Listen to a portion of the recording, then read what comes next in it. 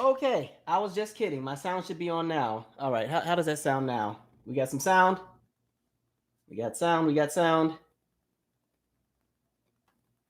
We have sound. Do we have sound? Okay, it's fixed. Perfect.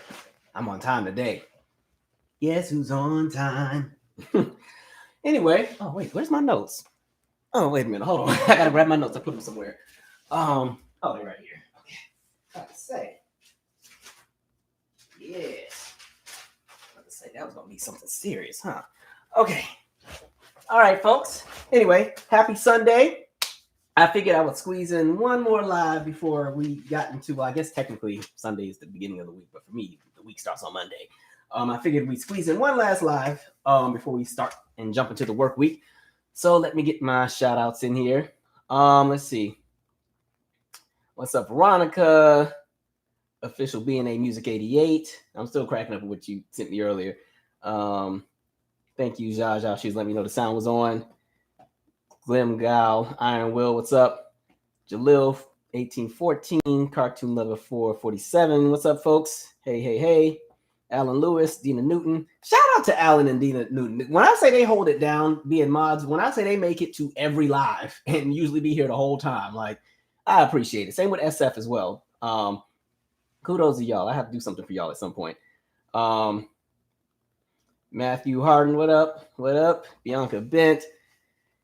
Her Highness said I'm late, but I made you. You ain't late. You on time. You good. The way I always be coming in 3 and 4 minutes after it's supposed to start. All right. Locked up. All right.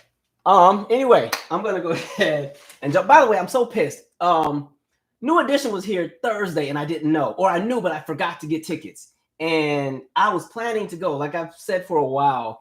One of the things I've been meaning to do over time is really try to see all the seasoned acts, especially because the ones that are definitely in their 40s and in their 50s and some that are going into their 60s.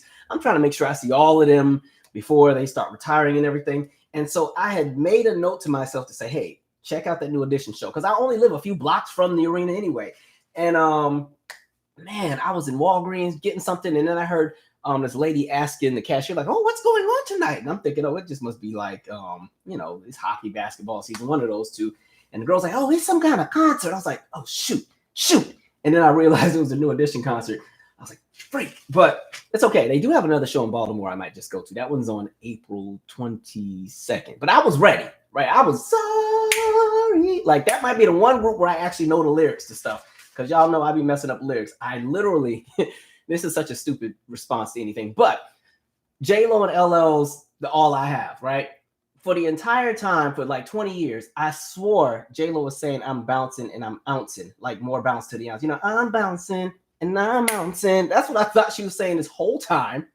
And then somebody was like, I was in the car with my friends. They're like, what did you just say? I was like, bouncing, I'm ouncing. They're like, no, she says out sun. I said, out sun. I like bouncing, ouncing more, so that's what I'm going to keep singing. But no, that New Edition might be one of the few groups where I actually got the lyrics right. So I was ready to go, but I'll catch them next time. Anyway, I did want to start out really quick just because I just finished watching it because it was just on that Xscape SWV show. Like I told y'all, I enjoy a good music-related reality show, but my God, they got a lot going on in that show. I don't even know where to start. Because I saw a whole bunch of debates on social media this week about the whole Xscape and SWV because they had the conversation about who was going to headline the show. Xscape's argument was we've already been touring, we've been headlining all of our shows, so it should be no big deal for you guys to, pretty much be under our umbrella. And pretty much the argument was more so that why can't you guys just do a collaborative joint show or a joint tour, which I'm kind of on that same side as well. And it was interesting because you kind of saw a lot of the arguments and everything on social media. What I'll say though, by the way, Tiny has some very interesting ways of dissecting things. I totally hear what she's saying about her and Candy having social media presence because of them being on TV all these years, and so people would go and flock tickets. But I don't see those things as correlating in the same way.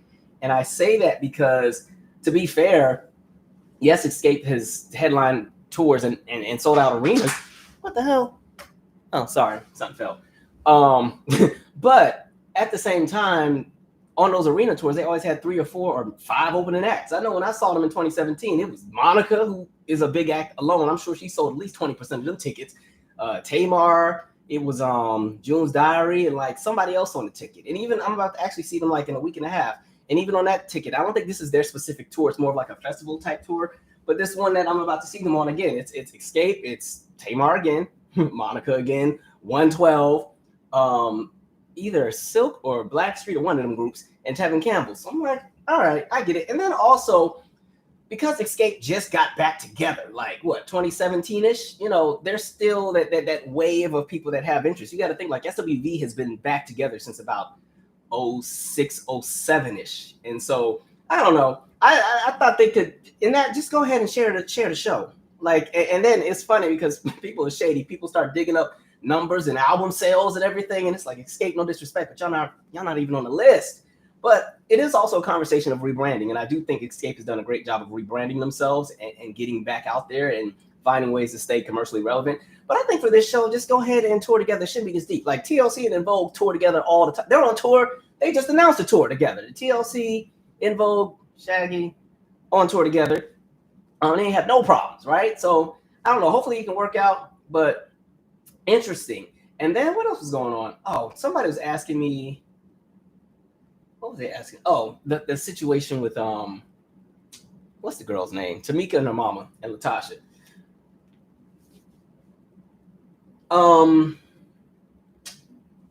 Yeah. I don't think the show is a good idea for them. And I say that because I think this show has exposed a lot of skeletons within that family, and it's done nothing for poor Tasha's situation. You're going to come out with a gospel album with all this kind of drama going on right now. It ain't a good look. Reality shows don't always work for everybody. And yeah, I don't think this is doing anything to help her brand. You know what I mean? I feel like her brand got tarnished in 2 episodes. Hopefully she's able to rebuild it. Like I said, when I saw them in concert, I was amazed at what she was able to do on stage. I said that girl has some stamina on stage. She was killing it.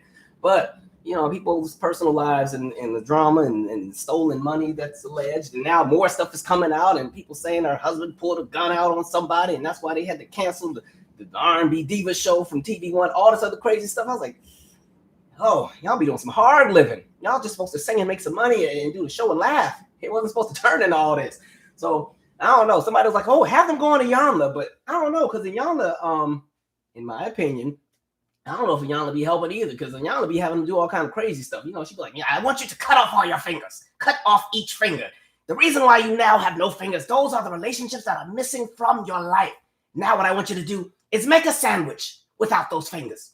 Your support system is not there to help you, and you can no longer be fed. And what happens when you're not fed? You die. Like, she just be doing some weird stuff. So I don't know about Iyanla. I will also say, though, it kind of made me sad, though, because when I saw the bit with Tamika and the mom, and, you know, Tamika's trying to share her 2 cents. And I think sometimes generationally, we run into those issues where sometimes, depending on what kind of family you come from, it can be so hard to have a conversation with an elder or somebody older, because they automatically, when you give your 2 cents, it's disrespect, right? You know, and it just, I don't know, it was giving me flashbacks to even working with the kids. And sometimes you kind of know the family dynamics of the kids you work with, and there would just be some parents where I just wanted to just because I'm like, man, some of y'all are some terrible parents. Because, you know, the kids are just trying to do the best they can do. And some of these parents were, I'll be honest, you had some parents that were jealous of their children.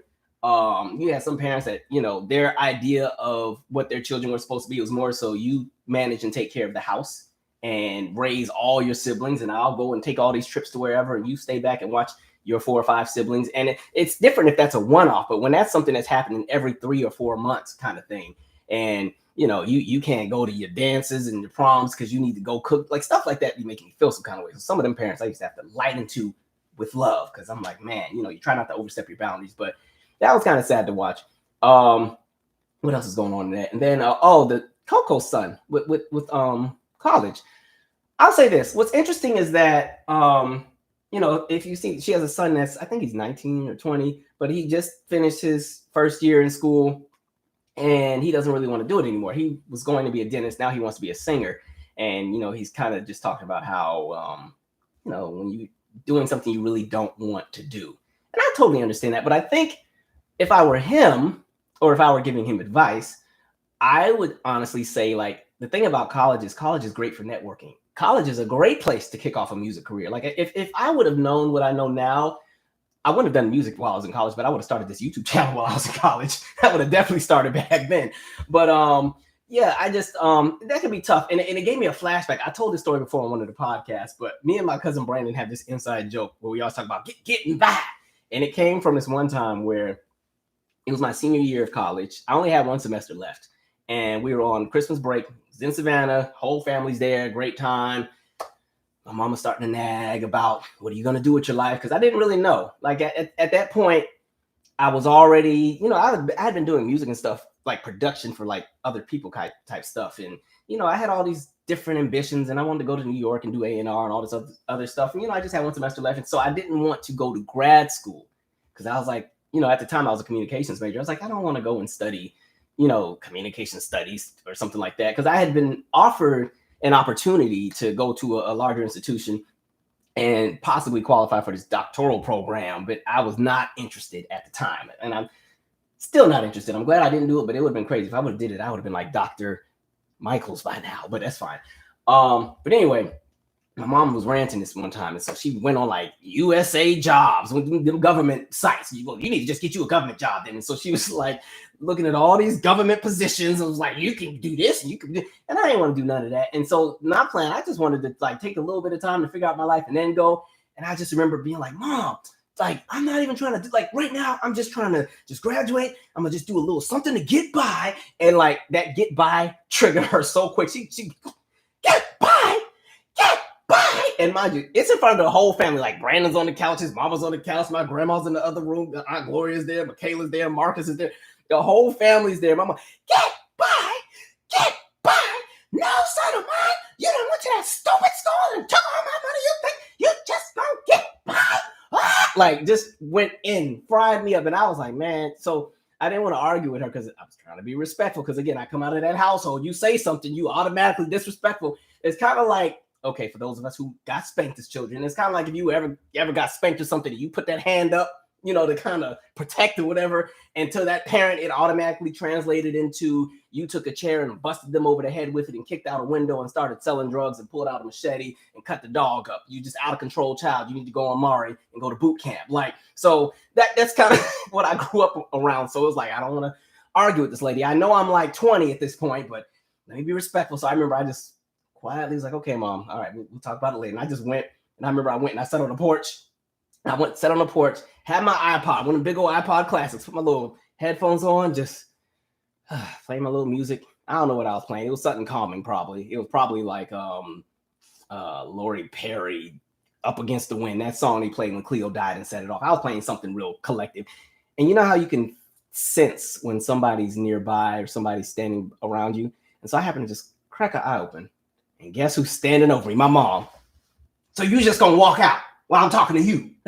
Like, so me and Brandon, man, we be cracking up about that all the time. So that's always like some inside joke. Getting by. You over there getting by.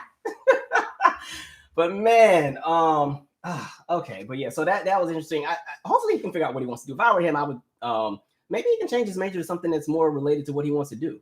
But if he's really good at what he does, you can always do multiple things at once. I feel like that's the life I'm living now. Like, yeah, I do all the artsy stuff, but I also have a whole career, and I had another career doing all the youth development stuff. And I feel like you can make things work. So, but the good thing is he comes from a family that already has money. So he'll be all right. His mama will have his back in whatever he does. And from what I've heard, he's a really, really great singer. So, good luck to him, but hopefully he can figure out what he wants to do. But I totally understand that aspect, because the thing about college sometimes is you can feel like you're kind of tied down, and sometimes for some reason it seems like some of the greatest opportunities come while you're in school, and you're kind of like debating like, ooh, should I take it, should I not? So I totally understand.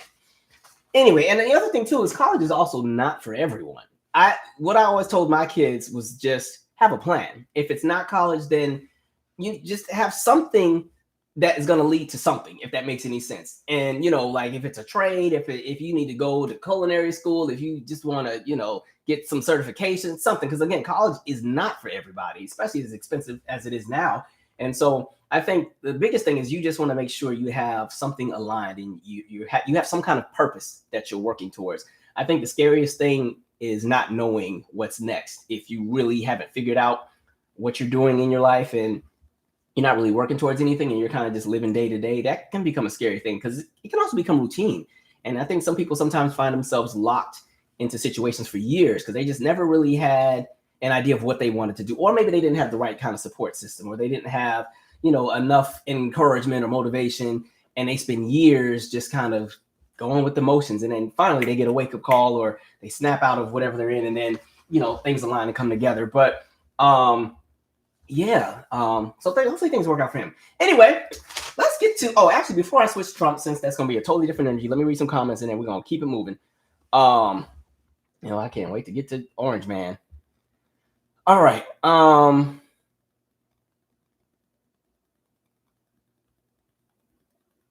Hi, all. I survived Frontier Air. Also, do yourself a favor and go see Usher. Oh, Poison Ivy, she was telling us about that on the last live. See, you made it. All right. I heard that show's been really, jumping. Everybody and their mom has been there except me. I need to get there soon. I've seen him before, but I'd love to see the Vegas show. Plus, I want to learn how to skate backwards. That's what I'm trying to do, because I see there's a thing where he's on there skating. I want to do that too. I want to learn how to skate backwards. Because I just want to do all the tricks and get it in. So somebody teach me how to skate backwards, please. All right. Thank you, Lacey Canada. Hey, Captain, love your channel. Been sub to you for years now, and I'm glad you're still making quality content. Happy Sunday, everyone. Thank you. Not y'all laughing at my J-Lo lyrics. That's what I swear it sounds like she's saying bouncing, ouncing. Now I'm bouncing, now I'm bouncing. I swear that's what she was saying. And I've been saying that for 20 years. So when I learned I'm out, son, she doesn't even say son. That's why I was okay, whatever. But it makes more sense the way I sing it. Okay, more bounce to the ounce. She's bouncing, she's ouncing because she out.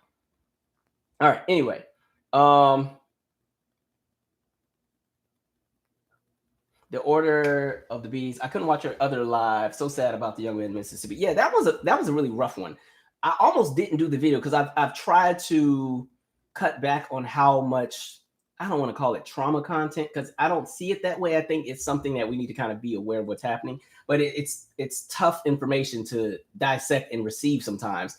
And so I almost didn't do a video on it, but I was like, I think it's too on the nose to not acknowledge. And at least, there's so much going on. So I totally understand. That's why I try to give a disclaimer in the beginning. If you're not on that wave right now, come back, or don't come back, find something else that, is a bit more whimsical. It can be draining to constantly see and hear all of these atrocities constantly taking place and nothing is ever getting done about it. And then people gaslight you and act like you're just crazy because you're outraged about what happened. Stuff like that just, it makes it so difficult. Anyway, we're going to keep it going. Oh, y'all talking about T-Pain, the Buy You a Drink song? SF said, I'm sorry, but Xscape's not selling out arenas in 2023. That's the point that I was making earlier, where they can sell out arenas with additional people on the ticket. But I don't know if right now, if they were to just say, we're going on tour and it's just the four of them. Let's say that they can work it out and they ain't fighting no more and the four of them go on tour. And it's not to tear them down. It's just more so highlighting that, with them, their strategy that has won is doing these, what I call collaborative tours. Yes, they're the headliners, but look at how big the names are of the people that are under them. Not a lot of artists can just sell out arenas by themselves without an opening act. Not too many have been able to do that in modern times. There are some who can, but that's one of the reasons why you add opening act, just to ensure you can pull in those extra few people who are on the fence about going, but hey, well, this person's on there, so I guess I'll go. So I hope they can work it out, because I love both of those groups. I really enjoy SWV. I really enjoy Xscape. So hopefully they can work that out. All right. I need to keep reading because I need to get the Trump and light him up. They said, seriously, no way. I didn't even know about TLC and Vogue. And Vogue, is it all the original members? Now, En Vogue can't ever get it together like that. But no, TLC and En Vogue have been touring on and off even before COVID. They did some stuff in Australia. They're doing a summer tour right now. But no, it's the lineup with the three. It's Terry, Cindy, and Rona. But En Vogue, y'all could be so great if y'all just. And honestly, I would prefer En Vogue with the 5. I know people want the original 4, but like I said before, Rona's been in the group longer than Don at this point, and Rona has worked hard to keep that legacy open, because I don't think Terry and Cindy could carry the group by themselves with just those two. So Rona has been there, and they done tossed her back and forth, and they treat her like a dang whack-a-mole. Every time Don or Maxine come back, then all right, Rona, we'll see you later. And then they go on tour, and then they fight, and Hey, Rona, what you doing? Yeah, Maxine done left. We gonna need you again. Don done left. You free tomorrow? So hopefully they can work it out. All right, I really need to get to Orange Man, so I'm gonna scroll to the bottom. Dang it, I forgot we talked about the parents too. They say, yeah, you block a whipping from Big Mama, and they'll try to say you fought them. Man, I'm glad that we're transitioning out of that era of parenting. But yeah, you could never. Woo! I told that in the podcast. I'm not going to tell the story just because we got to keep it moving. But one time, me and my mother had a moment in the kitchen. I didn't do nothing. All I did was say my 2 cents, and she just started swinging. All I did was protect my face, and she, what? You want to fight? No, I really don't want to fight. I just wanted to tell you how I felt. I love my mama, by the way. We good. We laugh about this now, but man, back in the day, I was like, I'm moving away from here. I'm going to the farthest college I can go to. So I ended up on the East Coast. All right. Okay, let me get to Orange Man. All right, I will come back to some of these comments just because. Oh, what a day! What a day! Locked up. All right, let me get to my notes here. So first, let me just read what he posted on his whatever social media site he uses. So dramatic too. All in all caps. He wants y'all to know this is serious around here. Our nation is now a third world and dying. Now I do agree that the nation's hurting a little bit. The American dream is dead. I actually agree with that bit too, depending on how you look. The radical left and anarchists have stolen our presidential election. Now that's some BS. And with it, the heart of our country. American patriots are being arrested and held in captivity like animals, while criminals and leftist thugs are allowed to roam the streets, killing and burning with no retribution. Millions are flooding through our open borders, many from prisons and mental institutions. Crime and inflation are destroying our very way of life. Now, illegal leaks from a corrupt and highly political Manhattan District Attorney's Office, which has allowed new records to be set in violent crime and whose leader is funded by George Soros, indicate that with no crime being able to be proven and based on an old and fully debunked by numerous other prosecutors, ! Fairy tale, the far and away leading Republican candidate and former president of the United States of America will be arrested on Tuesday next week. Protest, take our nation back. Oh, the dramatics. All right.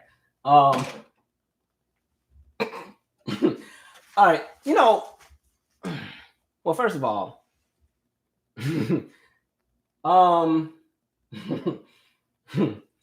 locked up. Let me see. What's interesting, now mind you, that's not even the main hoopla. You know, this is in relation to the $130,000 that was used as hush money for Stormy Daniels, because, you know, he had stepped out and slept with Stormy Daniels, and then the entire charge is centered around the idea that he possibly used campaign funds to pay her off. That's what all that's about. But I'm like, Trump, you have bigger fish to fry. Like, I think if there's going to be one moment that really possibly takes him down, because I'm still on the fence about whether or not he'll ever do any time. Like, Father Time will probably call him home before he ever ends up in a jail cell. Georgia, that whole still in the vote bit and all the nonsense around that, if anything, that's going to be the thing that kind of gets him out of there. Because it's like we got you on audio and you're talking about you need 780 votes, you know, one more than what was needed in order to win. So that right there, and then all of the movements where they were, you know, getting rid of folks and pushing for Governor Kemp to you know, fire people, and there were threats, and then the poll workers were dealing with what they had to deal with. Like, it was all kind of nonsense going down. Somebody's calling me, sorry. And so, you know, if anything, Georgia, I feel like they got some smoke on you, because when I was watching the interviews from the grand jurors and what they were talking about, and they were just talking about the ample amount of evidence working against him. And then he also got the stuff in Florida going on, even though I don't think much is going to happen with that one. That's the one about the documents and stuff in the house. They get him for that. You're going to have to go get the other one, everybody else too. So I don't know what's going to go on with Florida and Mar-a-Lago. But I personally think if anything ever brings him down, it's going to be Georgia. But I will also say, who's to even say that he's even being charged with anything on Tuesday? Trump also has a habit of jumping ahead of things and trying to stir up outrage, because he did that when he ran for president the first time. People act like they forgot. But he definitely was on this tip where he kept trying to say, oh, the election was rigged before it even took off. You know, biggest scam in history. This will be the biggest rigged. Like, because there was an assumption people thought he was going to lose up until a point.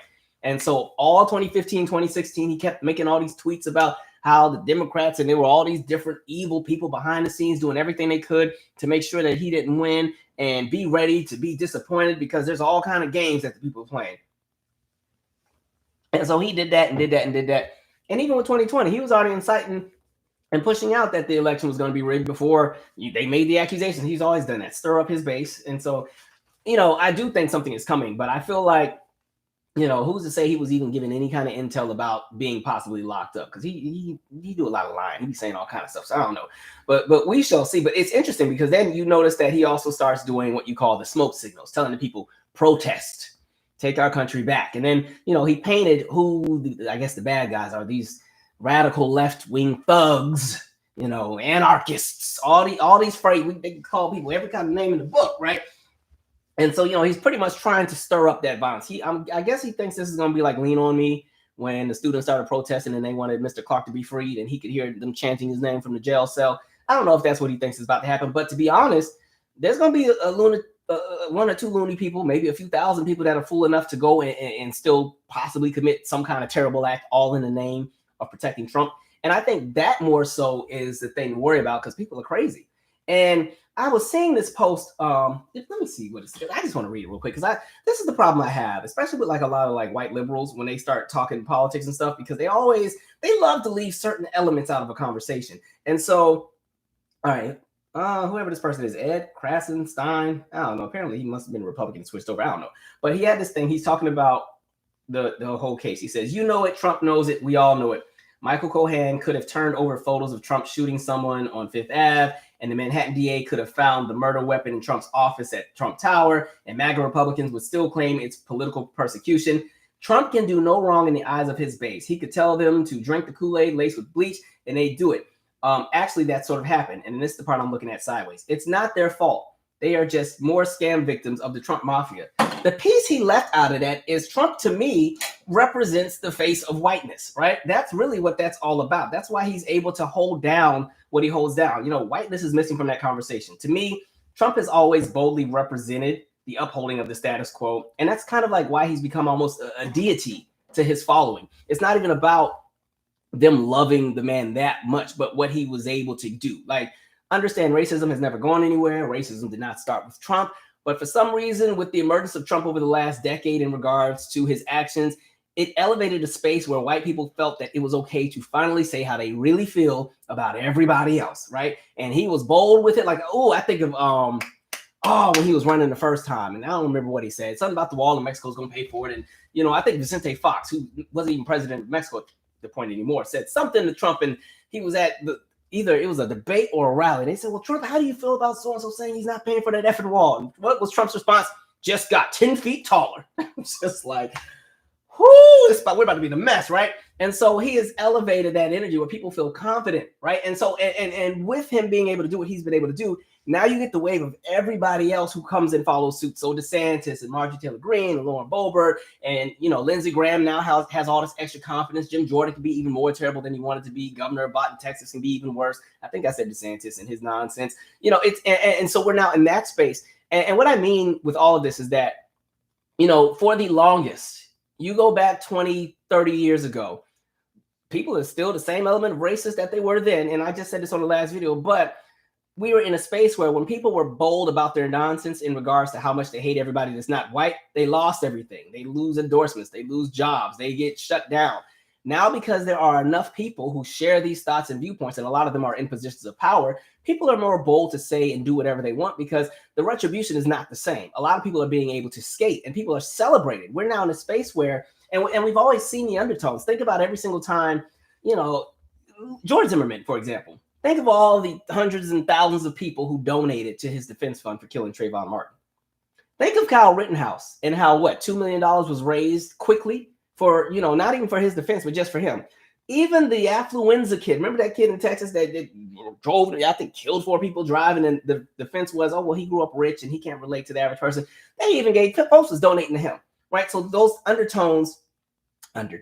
those overtones have always been there, and now they're just kind of out front. And so with Trump, what he's doing is stirring up that same base of people who think they've lost the country because the country's got a little blacker or browner or whatever else, even though those different groups of people still don't have any element of power in anything because white folks still run the show. Like the thing is, too, even when there's this conversation and fear of, oh, my God, white people won't be the majority soon. The white power structure is still there. It doesn't matter. And like I've said before, you can even get people who are black to sign up and be anti-black just to get ahead. There's a lot of folks who will, you know, sell their own collective down the river for a come up. And it ain't even just in the black collective, but every marginalized group of people in this country, there's always going to be those handful that have no problem being a puppet in order for a come up. And so we've seen it so many times. And so, yeah, him talking about, yeah, we're going to protest and take our country back. That's all coded language. It's pretty much saying, hey, white folks, y'all better wake up. Because, and then the other thing, his little goofy son made the post, if it happened to him, you know, it can happen to you. It's not even about him. They want to come after you. Who's that? Ain't nobody thinking about me. I ain't did nothing. Now, I do understand that we live in a country with a bunch of nonsense, but y'all aren't going to sit here and try to make Trump some kind of political prisoner. The nonsense happening with Trump has no correlation to what's happening in the United States in regards to the judicial system and how it treats black people. So we're not going to try to correlate these things and make them interchangeable because they are not. And so, no, he's on some nonsense. And the crazy part, though, going back is I don't even know how this all will go down. Let's say Orange Man gets convicted of something, goes to jail. People keep pushing this narrative. Oh, there's going to be civil war. There's going to be violence. I do think there may be violence. I do think you're going to have some folks show out. So soft target areas, folks need to be careful. But I think at this point, Orange Man has also burned a lot of bridges, because if you have any common sense, all you have to do is pay attention to everybody who stood beside him and how they've lost everything or ruined their careers. Like literally you have, you know, first of all, January 6th alone, for all the mess he had and all the mouth he had, he sure left all of them hanging. And so all those people who now are getting 2 and 3 month sentences for storming a federal building on live TV, 2 and 3 months, you know, I don't see him saying too much about the defense fund. He'll call them patriots and everything when he needs somebody to be on his side about an argument, but I have yet to hear about him donating to any defense funds. Nothing. He left all them people hanging, right? And then even with Fox News, which is very interesting, they now have 2 major lawsuits in the $1 billion range. I think it's a $2 billion lawsuit from Dominion, and I forgot what the other lawsuit is from, but that's all about, you know, Fox News spreading the big lie and running with it and pushing it and knowing it wasn't true, knowing they had the insight. And really that was all about ratings. They recognized that in order to maintain ratings, because their viewers were really pissed when they called Arizona for Biden, you know, that's when they all started jumping ship and going to with the OAN network and what is it, Newsmax? Is it Newsmax? I hope I'm saying the right one. All them other crazy networks and stuff. And they all started jumping ship and going to these other platforms. And so they decided, well, we need to do something to keep them. And so, you know, this is how you get a Tucker Carlson and Hannity and all of them, just to keep pushing these stupid narratives and just do the fear mongering, paint the big bad guy narratives and the radical left and listen to that, and they're going to come after your children, and we're in tyranny, and we're in this, and we're in that. You know, they use all those big phrases, socialism and communism. You ask somebody to explain what socialism is, and they don't know what to say. It's the Barack Obama brought it over here. Yeah, he brought it over here from whatever country in Africa he's from. He brought it from Jamaica. You know, they be so uneducated on everything, but whatever. But no, you saw Fox News is they hurting over there, right? And then even Giuliani, you know, he is lost. I think he got disbarred, you know, so busy running behind. And even when they try to do that one bit where they were trying to reserve that hotel and had the wrong building, and they ended up at random junkyard trying to do a press conference, I was like, you don't even have smart people on your team doing stuff. But Giuliani pretty much has lost any credibility and everything he once had. And then you got stupid Pence, who's still caping for this man. Well, I don't think it's good for the country if that happens. Well, what is good for the country? Because when it comes to Trump, y'all let him do whatever he wants to do. And Pence is, I'm not even gonna say he's better than me, because he's not. Because there's no way you throw me out there to the wolves because I didn't want to break the law, and people literally have, you know, they're ready to lynch me, and then you're gonna sit there and still vouch for this man. Like Pence, you're not gonna ever win anything anyway. Even if you choose to run for president, you're not what they want. You are at this point too soft. In the same way that crazy right-wing extremists think that Joe Biden is not racist enough to be president, I hope you don't think they think Pence is gonna be about anything, right? And the funniest one, I actually want to read this. Mike Lindell, the pillow man, right? He's my favorite one to read about as far as his downfall. What did this mess say? The nonsense. All right. Mike Lindell, MyPillow founder and CEO, claims his company is going broke and that he needed to borrow $10 million to remain in operation due to the numerous lawsuits he's embroiled in over unproven election fraud claims. One of the companies suing Lindell, Dominion Voting Systems, the same folks suing Fox News, they said, oh, y'all want to talk? We getting all of y'all. All right. Disputes Lindell's claim by pointing to the fact that he's been using the claims of electoral fraud to boost his pillow sales. Additionally, he is passing out discount codes to fellow conspiracy theorists and lawsuit defendants like Sidney Powell in exchange for a share in sales. Lindo also claims that he's being audited by the IRS. Election denial has consequences. The part that is so funny with that, you seriously fumbled your bag.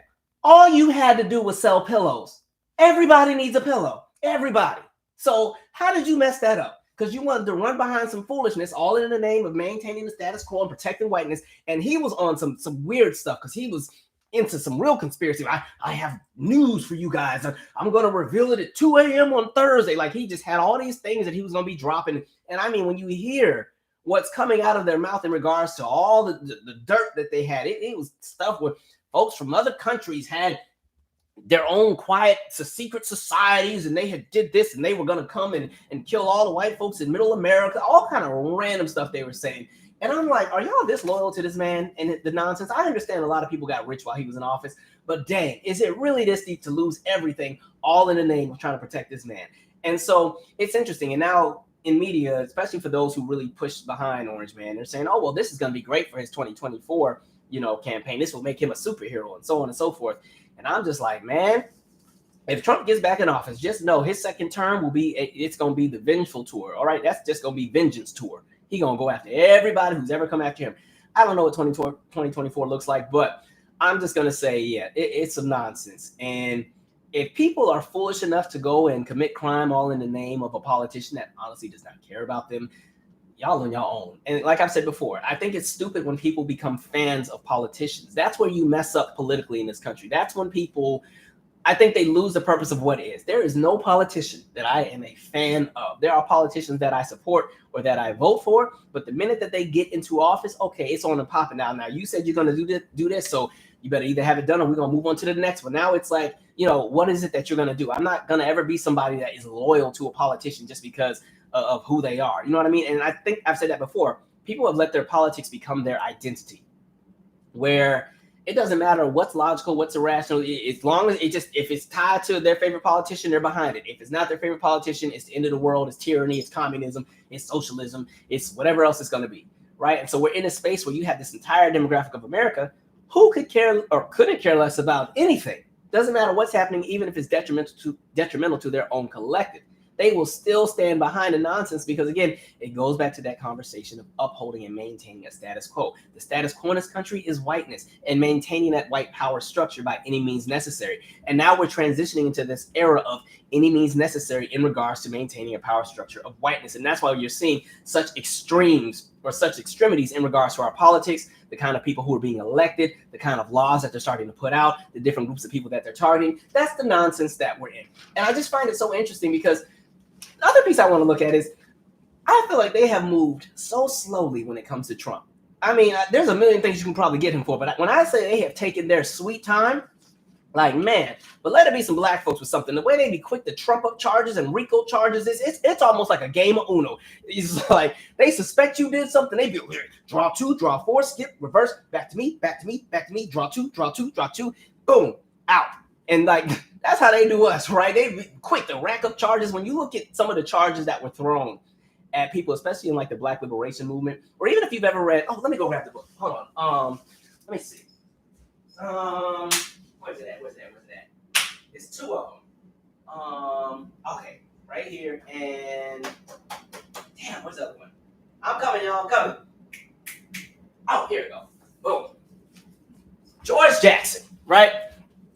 So, if you ever want to get into some reading, I know we're doing the book club, but George Jackson, Blood in My Eye. Read this first, then read Soledad Brother when you get a chance. That's in focus. Soledad Brother. Perfect example of what I'm talking about. All right. So, like I said, read Blood in My Eye, George Jackson. All right. When you see the nonsense that they put him under. All right. And then Soledad Brother. Right. Great conversation in regards to what we're talking about. But no, they pull out the works on us all the time. But let it be Orange Man and some of the nonsense. It is what it is. And it's to the point where you have people that defy subpoenas. I've never lived in an era where, you are summoned or you're subpoenaed to appear and you just don't show up and nothing happens. It ain't just Trump. Lindsey Graham tried to do it in Georgia. Georgia said, I don't know who you thought you were, but you're going to bring your behind up in this court, right? You have all these people that were somewhat correlated to January 6th that were all subpoenaed. We're not coming. We're defiance of the law. And then it comes into, we need to just go ahead and investigate the people who investigated January 6th. So that's the kind of nonsense we're in. Just a bunch of crazy lunatics all running around. And the crazy part is then when they get into power, they have no policy. That's the funniest part. They don't even know what to do. That's what always confused me about January 6th. All the people was running in there with backpacks and helmets and Star Wars gadgets and all this other crap. And I was like, now what was supposed to happen if you were successfully able to take over the Capitol? If you were successfully able to, somehow stop the certification of the vote? What were y'all going to do? What government were y'all going to run? Because they were saying, yeah, we're going to become the government. I said, y'all don't even know what to do. There's some interesting videos where there's one video I saw and they were trying to figure out how to get to one of the rooms. Some of the people knew the inner workings of the Capitol. They had done the research, but there were a lot of people who didn't know where to go or what to do.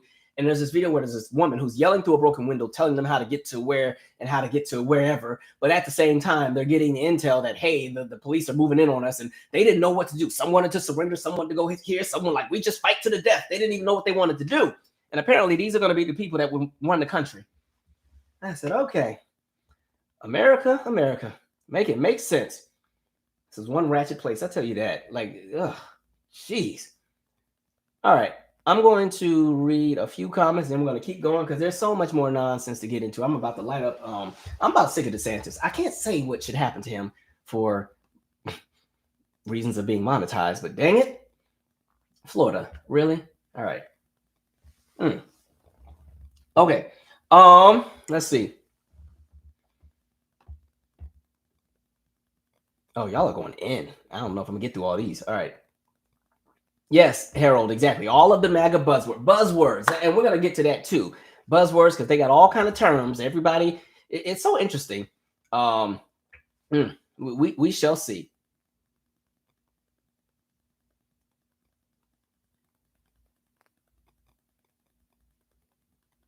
I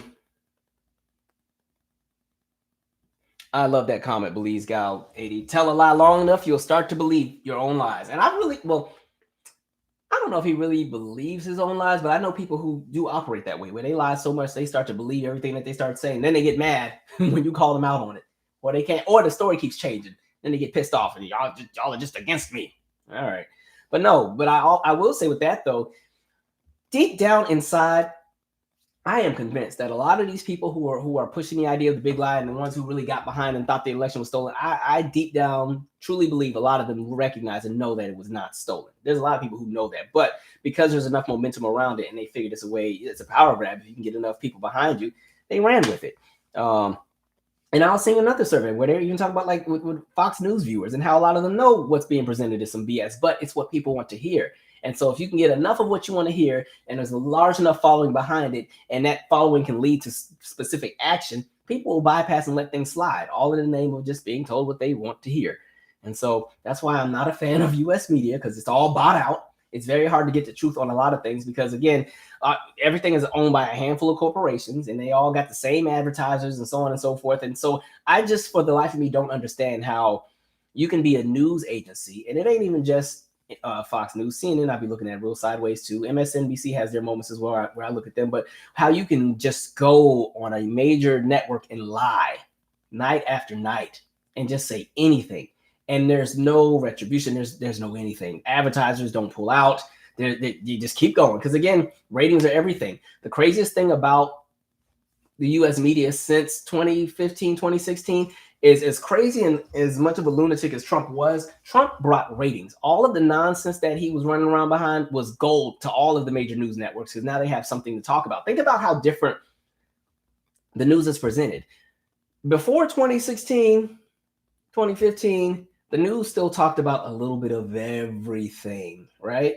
Now we're in this space, especially when Trump was in office. It was like it would be the Trump show all night, all day. Everything he's doing wrong, everything he's doing right, everything that's happening. And then now our news mainly is like all politics. Like when you look at what the news is, it's all politics. Yeah, they'll talk about somebody that, I don't know, fell off a cliff and died or something, but you don't really hear those stories as much. It's politics this, politics that, breaking news, and they keep telling you it's just become very politicized because, again, it's ratings. Because we're in this space, folks like to call it culture wars. I'm like, it's not culture wars. It's just racist people acting up and getting on everybody's nerves, to be honest. But because we're in this era of culture wars bring ratings. So put on all the things that are going to stir up controversy, that will dig into the emotions of the viewer and get them rattled. And, so people will catch themselves watching hours and hours of the same news cycle, and it doesn't matter which news show it is, they all tell the same story anyway. So interesting. All right. Oh yeah, Antifa. I forgot about them too. Ooh, so scared. Antifa. Ooh, aren't they dangerous? I have yet to see. Ooh, somebody please. Antifa. What are they? From what I've understood, it was supposed to be this anti-fascist group that is against, fascism. But the way that they are presented, according to some folks, they try to paint these folks like they were the Oklahoma City bombers, and I'm like, where's the violence at? Because all I see are like some folks that probably went to Lady Gaga's Monsters Ball tour like 10 years ago, and now they have political opinions. That's what I see. But y'all are acting like these people out here cutting people's heads off, trying to correlate them with ISIS. Like, okay, no, these are just folks that are sick of the nonsense. But and so they will sit here and try to equate Antifa with the Klan. I'm like, no. And look, like I said, I'm not a part of any groups. It's just me, myself, and I over here. But it's interesting. They will continue to paint this boogeyman theory. They got to make somebody be the bad guy. They got to highlight and jump into the idea of keeping white America scared. All right? Keep everybody afraid. Anyway, all right. Y'all are blowing my phone up. Somebody said, is he back on that stuff? I don't know. But I remember he was sniffling too much when he was doing them debates. Every 2 seconds, I'm like, I can't stand that sound. All right. Yes, Pillow Man messed up your money. All you had to do was sell pillows. It's just like Papa John's opening his mouth about, I wish they would chill with all the protesting and the police, blah, blah, blah, blah, blah, because it's messing up the people ordering my pizza. And then all the other pizza brands are like, our pizza's fine. Ain't Domino's, we're having a good time over here. Pizza, we're having a great time over here. I'm like, Papa John's, all you had to do was make your pizza. That's all you had to do. But y'all keep fumbling the bag doing dumb stuff because all of a sudden y'all all want to be activists and political leaders just jumping behind anything. Then you lose your revenue and get mad. Now you want people to bail you out. Crazy. They need to get all these folks up out of here. Everybody got to go. Nonsense. I love that comment. Dang it, they just scrolled. Where's that comment? I'm gonna go back up if I can catch it. Dang, I can't find it. But somebody was pretty much saying that a lot of people go into politics for themselves, which I 100% agree with. For a lot of folks, it's money, right? For a lot of folks, it's a come up. Think of all these people who get into Congress and now they're millionaires. They ran on the guise of being the average everyday American. I'm just like you. I'm tired. I worked so hard. And now they worth $60 and $70 million and voting to strip away everything you ever worked for. All in the name of what? Trying to get the other side, trying to teach a lesson, and also securing and cementing their compound interest in wealth that they've built over the years, right? It's kind of like when Orange Man ran for president the first time and they said he's a blue-collar billionaire. I said, y'all just out here saying anything. A blue-collar billionaire. All right. Folks aren't even running on policy. They just running just to be the loudest one and get a big following. No policy, no anything. Just go up there and say who you hate and you can get in. Man. Julius, hi Calvin, how are you doing tonight? I'm good for now. I'm tired because I don't want to go to work tomorrow. Yeah, Mondays are the day I have to go on site, but I get to work from home the rest of the week. So Mondays I'll be tired. Exactly. Al-J here, 128. No one calls out these politicians who sympathize with the January 6 folks and still got a job. Try that ish at a regular job. Yeah, some jobs you can't shake the table at all. They get you out of there quick. All right. Meanwhile, our elected officials out here just doing any and everything, and they get a pass. I don't know how these folks are in office, and they keep getting reelected. When I tell you I was almost on the respirator when Lindsey Graham got reelected, I almost passed out. And when Cruz got elected that time, I was like, you got to be kidding me. And when Rubio got reelected, I'm like, whoo. I knew DeSantis was going to get reelected. I saw that one coming, but still, mess. Deirdre Jones, Tulsi Gabbard, switch parties for money. And what, ain't she on Fox News or something now? Looking like Rogoff X-Men with that gray strip. Oh, George Santos. Look, George has lived. George is every day it was some new controversy with George. I'm like, George, what have you not done? Because Lord George, my goodness. All right. what do you think of San Francisco NAACP state? Oh, let me start on that. NAACP statement on reparations proposal, how they don't agree with the $5 million. And I think I want to talk about reparations, but not at this moment just because I want a different way, but I'll still talk about it. The challenge I'm seeing in regards to any conversation of reparations right now is you have a lot of people who have not done the research, who don't have the numbers to make things make sense, and they keep giving opinions. In order to successfully have any kind of conversation or make any movement with reparations, it has to come from an approach of where you can show cause and effect. All right. So the cause in regards to everything that's happened in the past, because for me, reparations isn't just about being enslaved. It's also everything that came after slavery. So there's the element of slavery. There's the element of what happened with sharecropping. There's the black codes. There's the convict leasing. There's the whole Jim Crow era, or what you call the Nadir period as well. There's all of the things in regards to discrimination with housing, education, healthcare, like everything that you can find that pretty much, and the other thing is it's all cemented with policy. It's backed by policy. It's backed by covenants. You can go to archives and find all these documents of everything where specifically things were created specifically to keep Black people out and to ensure that. And then when you talk about the effect, then you have to highlight what did that do. For the Black collective, that plays a huge role into why we have this massive wealth gap and why it's still growing, because a lot of that policy, a lot of those practices are cemented. And it's also what you call that compound interest. And so even when you talk about on the other aspect, white America became very, very wealthy. Black America was left out of all of that. And I think you have to pretty much highlight and showcase actual numbers. And so what's happening is people who are so anti-reparations never have any real viewpoint. Like even the dude that was talking about, oh, it's insulting. Black people aren't victims. I don't even like that kind of talk, because the idea, for some reason in the United States, everybody wants to be macho, super tough. All right. I'll say it, hell yeah. In my opinion, Black people are victims to the nonsense that America did to them. Being a victim does not make you weak. It just means that, unfortunately, you were collateral to some nonsense that took place that in that moment you didn't have power to control. That's what that's about. And so, in my opinion, victim is not a bad thing at all. But people have turned that term into something where it's almost like gaslighting. People love to say, oh, there you go, that victimhood. I remember I got a good debate with somebody over that. I was like, they said victimhood. Oh, no. And, I ranted and I had to just go down the list of all this kind of policy. But yeah, everybody who's broken their necks to go and speak out as to why we don't need it, or why you don't need affirmative action or any kind of policy that somewhat helps Black folks, the main ones that are always breaking their necks to shut it down, never know the numbers, never really have the range to lead the conversation. They're just moving off of emotion. And a lot of times, some of it also ties to the fact that some of them wouldn't be eligible. But, it's a chaotic situation. And understand that reparations conversation has always been here. It's kind of kicked into a new gear over the past few years, thanks to a lot of the different movements that have taken place. You have even like with ADOS or Yvette Carnell and Tone Talks doing what they do, and then there's other movements that have different things, and you got the Freedmen's group here that's doing this, and I don't really follow FBA as much, but I try to pay attention to what all the groups are doing and what they're talking about and see who's saying what. But all these different groups and movements, and again, reparations has been here forever and a day as far as the conversation, but the main ones always breaking their necks to shut it down, never have the range. They never have the range. And so I think the problem is you get people who, again, don't know what they're talking about, and they get to be the face of the conversation. And then those are the ones who sit on the panels. Those are the ones who sit on the boards. Those are the ones who go and try to shut down everything.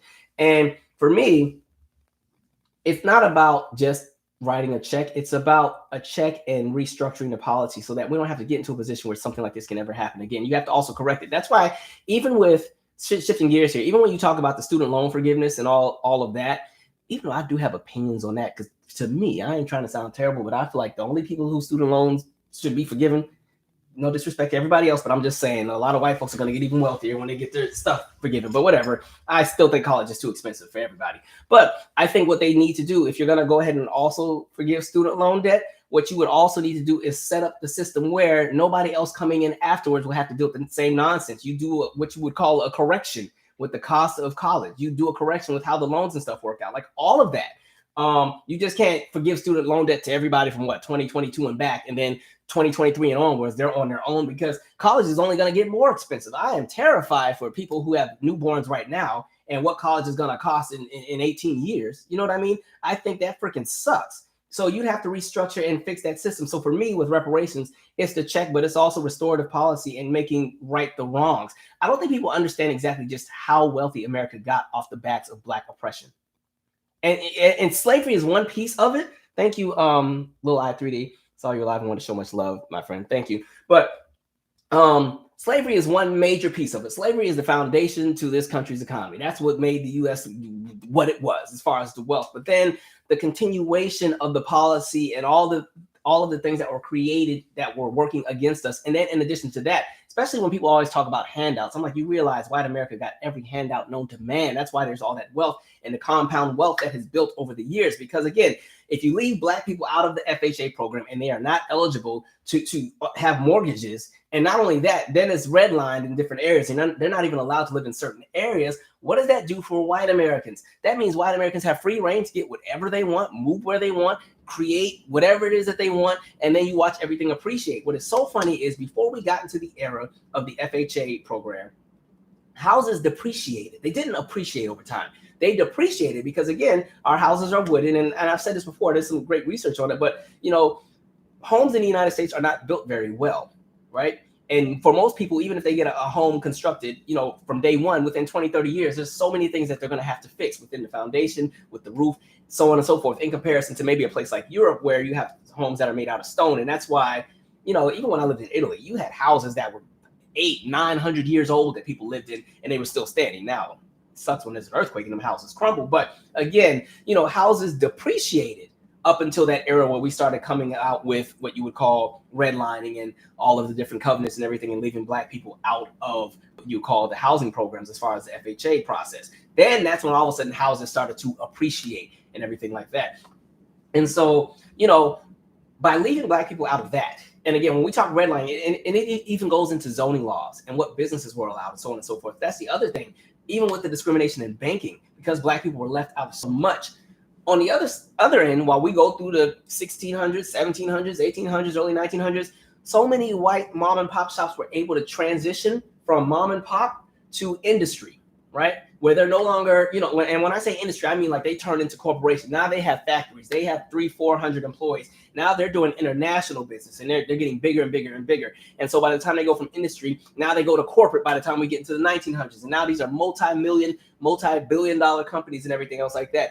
And we get to about the 1970s, 1980s. Finally, black business owners are allowed to get a few loans, but there's still discriminatory practices even within the loaning process. And so you've seen so many black business owners never be able to quite transition from mom and pop to industry, right? Never able to really shift over to manufacturing, never really able to shift to that next gear because of all of the policy that kind of kept people stripped and locked down. And that's why when people are always saying, oh, black folks just have victimhood mentality, they don't work hard enough. I understand the hardest working MF is around here. All right. You can't talk about not working hard enough and your ancestors didn't have to do nothing because everybody else is doing the work for them.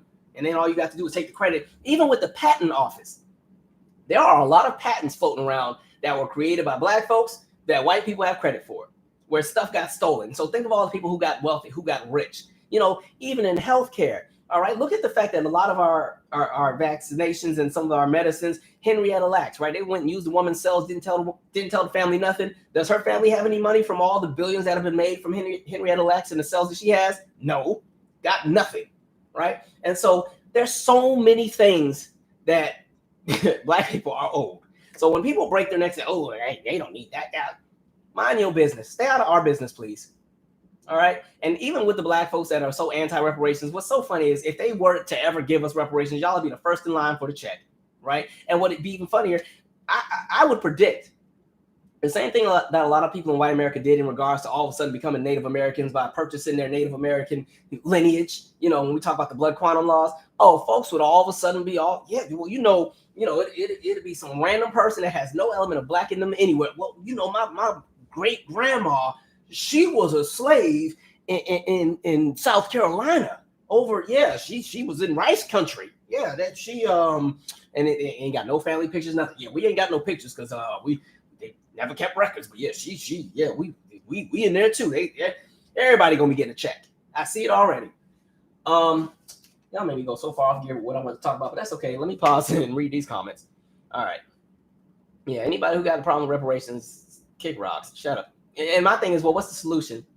What is the other solution? And somebody's gonna say, well, I just need to work harder, go to school. Because some folks are saying, well, I think we should give it to them through like opportunities in education. And I'm like, and look at how they already stripping education now and trying to privatize it. That's not gonna help us.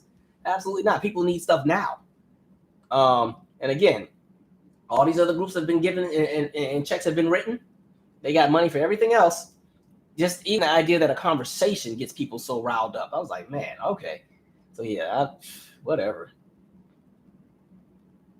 And then to be in San Francisco of all places, and you want to break your neck to talk about what they don't deserve. When you talk about how black people were pushed up out of that city, yeah, go look at the demographics of who's black and left in San Francisco. Anyway.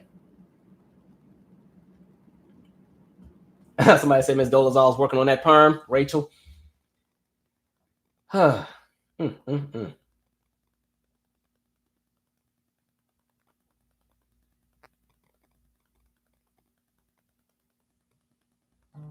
right, I'm going to. My phone has been y'all. It's interesting. I'll be on live and I'll be getting all these Instagram messages while I'm live, and then I go backstage like, you were supposed to say this. I'm like, my bad. Homestead Act. Thank you, Billy Flood. That piece as well. Yeah, the federal government has screwed us over 10 times over.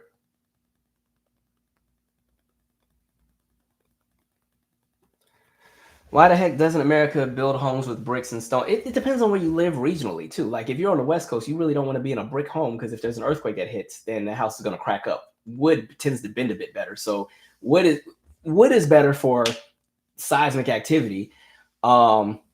Bricks work on the East Coast because a lot of people have termites on the East Coast. So bricks tend to work better. And, the East Coast gets a lot more of what you call like hurricanes and all that stuff as far as all that precipitation and everything, and brick works better than wood and that. Like, there's so many different layers to all that, but our houses are not made very well unless you have like money and everything. That's why I think about when some of these natural disasters hit, some areas are just like flattened and there's just nothing there, and I'm like, dang, all that from just an F2 tornado. I understand the F3 F4, but if your house gets hit by an EF2, there's going to be damage, but your house should be flattened. Unless you were like sitting right on top of it and it just sat there for 2 minutes. But man. All right.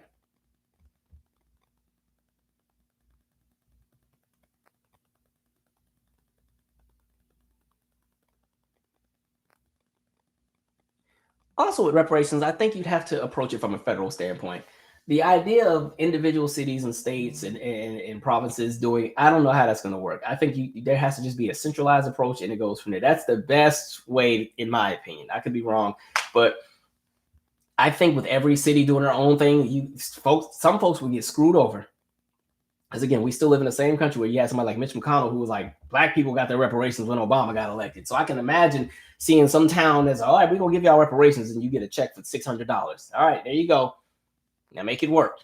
It's like that episode of That's So Raven when she was the substitute teacher and she had that one cookie and crumpled it up and each kid got some. This is all you're getting, so make it last. Like I could see them doing that. And then even again, if there's ever a conversation where some kind of bill on reparations passes, then it's going to be World War III because everything is going to be in the courts. It's going to be a million lawsuits. It's an ongoing fight. It's not going to be something that's settled and one and done. It'll be an ongoing fight in the same way where when we got into Reconstruction and some people were given land technically. But then again, Andrew Johnson said, not so fast, and came and snatched it all right back. And then the people who actually owned slaves got reparations for the money that they lost because they no longer could have their plantations. America will always play in somebody's face. All right, we got to keep going because it's already 10 o'clock and I have so much more to still cover. All right. HB 999. All right. So this is another. Okay, remember how I said they've been working to cement everything, right? And so this is just another example. Like I said, I feel like the strategy has been 3 ways that they try to cement everything. One element is the children. Use the children as a crutch for everything. And so go and restructure what happens in education and in higher learning. I think another element is, of course, through policy, and another is through jurisdiction. So you do whatever with the education, and then you come out with all these different policies, and then you make sure that you restructure how jurisdiction works and how the law works in regards to judges and everything, so that nobody can ever move past those judges with trying to change the policy if those judges already align with the policy. Like, that's what I feel like is the bigger picture and what we've been seeing. So I want to read, where's it at? All right, so let me just tell you what's happening with HB 999. All right, this is DeSantis and his administration again. And it's already passed in the state house. It still needs to go through their state senate. But it has some segments to it. All right. So HB 999 and also SB 266. SB 266 is the same, it's pretty much the same policy, but that's on the state senate side. All right. Bans select majors, minors, and curriculum. Directs the Board of Governors to provide direction to universities to remove any major or minor based in pedagogical method. Oh my God. Cannot say it. Y'all know what I'm trying to say.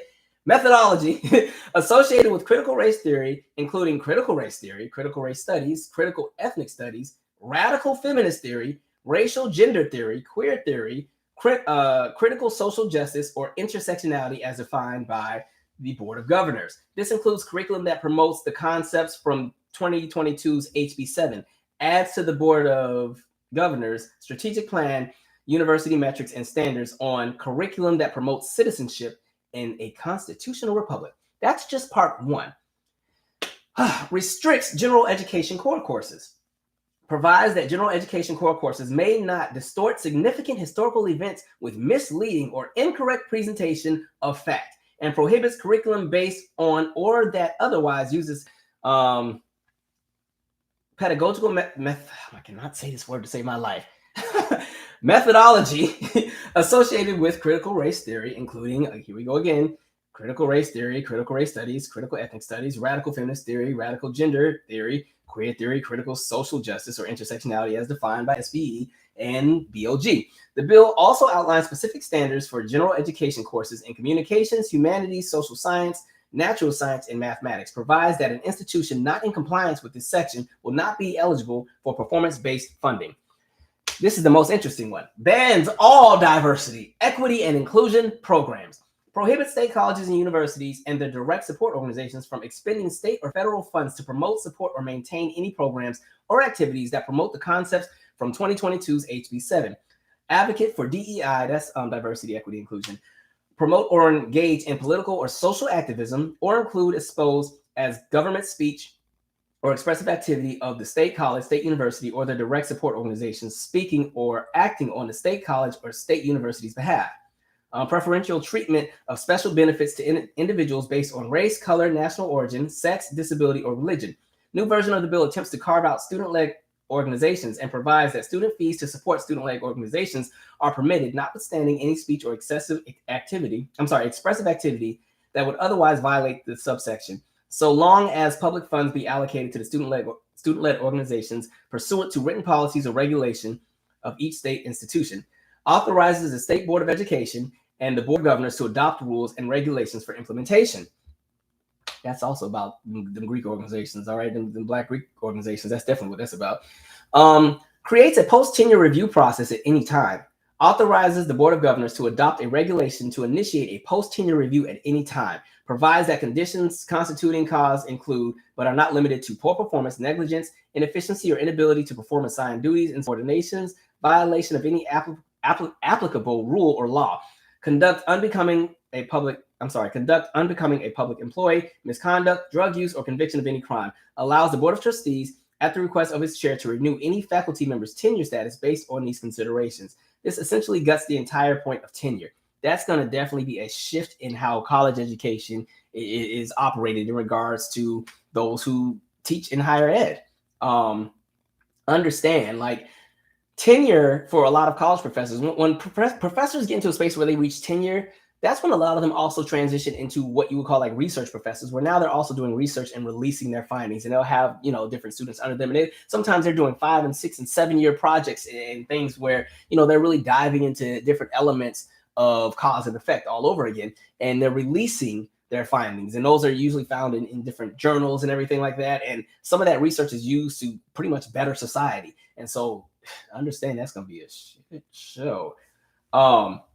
Removes gender from non-discrimination funding policy. Bans state colleges and universities from expending funds to any organization that discriminates on the basis of race, color, national origin, sex, disability, or religion. Deletes gender, added in PCS. And then the last part, additional program changes. Establishes the Institute for Risk Management and Insurance Education with the School of Business at the University of Central Florida to be in Volusia County.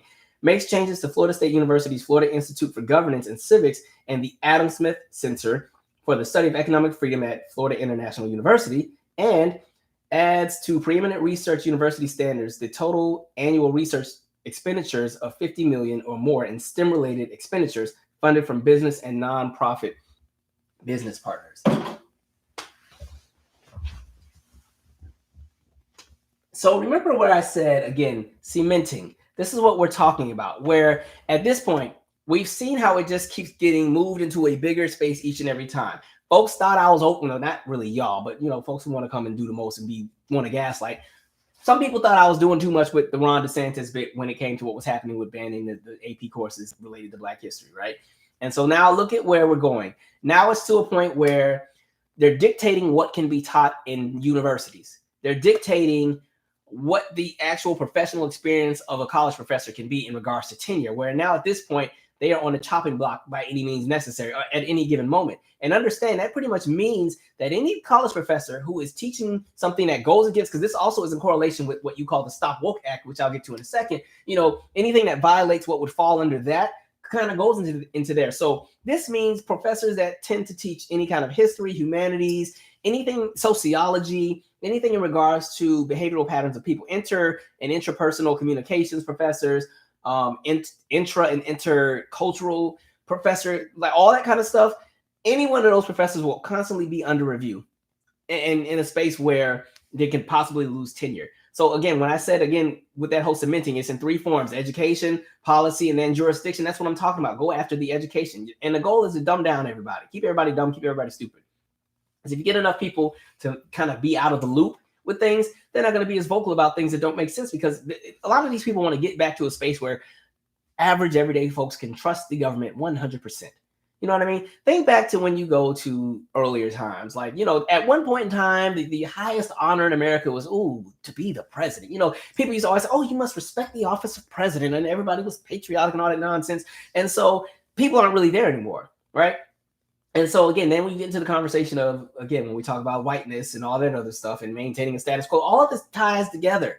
And so that's a really stupid bill. And so a lot of, especially with the HBCUs in Florida and then the Black Greek organizations, are a little nervous because the language in the law is so broad that any person who just wants to be terrible can go and push and claim that there's a violation. And then before you know it, those Divine Nine organizations are in danger as well. And so there's just a whole lot going on. But like I was saying, you're just seeing this effort to shift an entire generation. And I mean, there's so many laws coming out of so many states, even again in Florida. The thing that I found interesting, they're even pushing a law where they don't want elementary children to talk about girls' menstrual cycle as far as, when they have their period. They don't even want that to be taught. And I think that's a really stupid approach. And I say that because coming up in school, sex ed was already something we were already taught. Your parents could opt out, but most parents signed it, and then you'd learn about how your body works and everything like that. But you also would learn about also with the girls as well. And I think I can't speak to this because this is not my experience, but I'm sure for a lot of little girls, one of the most traumatizing experiences is possibly being in a classroom and they start their cycle for the very first time. And of course, it's something that everybody can see. So imagine being in 4th or 5th or 6th grade and that happens in front of the entire class. And the entire class is uneducated about it. And so everybody's, oh my God, hell, is she dying? And before you know it, all eyes on her. That's probably a very humiliating experience, which is why I think letting children be able to understand that, hey, as you get older, there are going to be some things that change about you and the people around you, that is something that's important. So yeah, when I was that age, something like that definitely happened to one of the girls in our class, but there were still some boys that were like, okay, but most of us understood, okay, she's going through the girl version of what we go through, And so it's just they're doing any and everything, right? In addition to that, perfect. So going back to this whole Stop Woke Act, because that's some other crap that they pushed. And I want to read something that is now in one of the textbooks because they're implementing this already, even though this has just been, the Stop Woke Act has been challenged in court. I'll get to that in a second. But this is from a textbook where they've had to make corrections in order to be in alignment with the Stop Woke Act. Right? Because again, it's against the law now. You can't talk about anything that's woke, right? Rosa Parks. So I'm going to read what the original version of the textbook said, and then I'm going to read what it now says. All right. Rosa Parks. Rosa Parks showed courage one day. She rode the bus. She was told to move to a different seat because of the color of her skin. She did not. She did what she believed was right. Okay, mind you, this is an elementary text. All right. Now we go to the new version. All right. Got to get spicy here because we want to make sure that everybody feels welcome. All right. Rosa Parks showed courage. One day she rode the bus. She was told to move to a different seat. She did not. She did what she believed was right. Again, you see how they took race out of that entire picture? So all of a sudden, the entire context of Rosa Parks and her experience is shifted just by taking that one sentence out, saying because of the color of her skin changes the entire context of the Rosa Parks narrative and everything that happened around it, and would totally shift all conversations about the civil rights movement. I'm interested to see exactly what would you say about the civil rights movement if you can't even talk about Rosa Parks. Pretty much they're not going to talk about the civil rights movement. They're just going to say there was an era in time where Americans wanted better rights for everybody, and they marched and sang, and today we are the perfect utopia of America. That's exactly what they're going to go out there and do. So a bunch of nonsense, and they've been doing that. We talked about that history book in Georgia that they used to use up until the 1970s. I think it was called Book of Georgia or the State of Georgia, where they talked about slavery and how they said, oh, you know, it actually wasn't too bad. The slaves used to have a great time. And when it was the end of the day and the sun was setting, and they would just sit and have a froth, and somebody would bring out some music and everyone would dance and sing. And, you know, those who were enslaved, they were just like members of the family on the plantation. And they had living quarters. They were fed. It wasn't too bad. It was a great time. And that literally was what was taught in textbooks until the 1970s in regards to slavery. And so you have these generations of people who were raised up on some BS. And so even when I look at Ron DeSantis probably came up in that same era where that's what he was taught, which is why he gets so pissed off anytime somebody brings up the nonsense that takes place in America. That's why he got pissed off when somebody was like, you know, when he talked about the Native Americans, and he was like, yeah, people want to sit here and say that we went and we killed all the Native Americans and stole their land. And we just know that that's not true. And I'm like, some nonsense around here, man. I'd be ready to just punch people in the back of the face if I can. And it gets even deeper because it's not just Florida. Because then we get to Texas. Let me read some of this, because you just saw the Texas governor has decided to take over the Houston School District. All right, now that's 200,000 students in the state of Texas, and the majority of them are black and brown. And of course, it's interesting because the argument was, well, the schools are underperforming, blah, blah, blah, blah, blah. Mind you, the district has a B+ rating at the moment.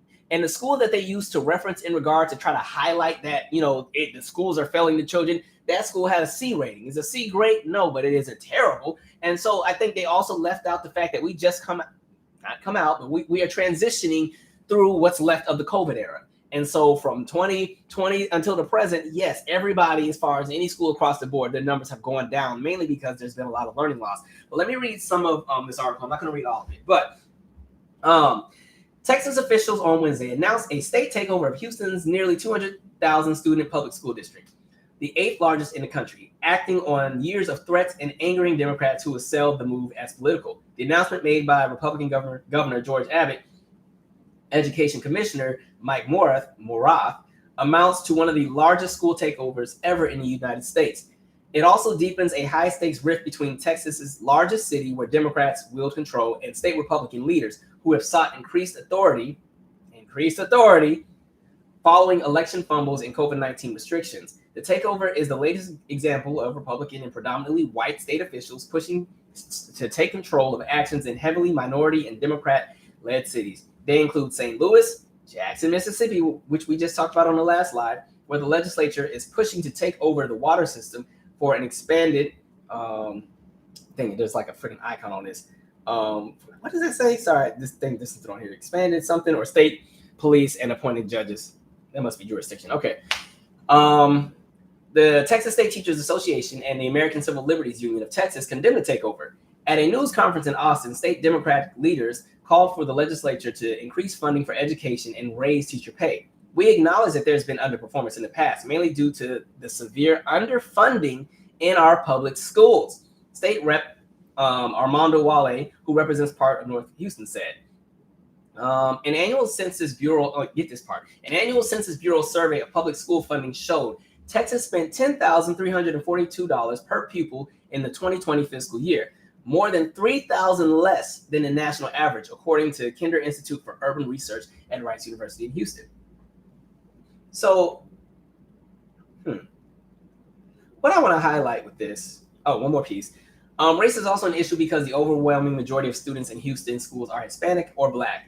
Domingo Morel, a professor of political science and public services at New York University, said the political and racial dynamics in the Houston case are similar to instances where states elsewhere have intervened. If we just focus on taking over districts because they underperform, we would have a lot more takeovers. But that's not what happens. Schools in other big cities, including Philadelphia, New Orleans, and Detroit, in recent decades have gone through state takeovers, which are generally viewed as last resorts for underperforming schools and are often met with community backlash. Critics state that state interventions generally do not lead to lasting improvements. So it's interesting. You underfund the school district purposely, right? You restructure the tax codes and the tax laws in regards to property taxes and what's going to be allocated to the district in regards to Houston. And so they have not as much money going into the schools. The schools technically aren't underperforming because, like I said, the district has a B+ rating, almost an A. And then you go and you try to say, well, they're underperforming, even though you're not funding them properly. And then you go and try to take it over. And again, what do you think happens once they take over? So once they start taking over, then comes the change of how the school districts will operate, the policy, what the curriculums are going to be, what the standards are going to be, where the money is going to go, who's going to be left out, who's going to be left in. And it goes back to what I've been saying, where pretty much the goal really is to privatize education.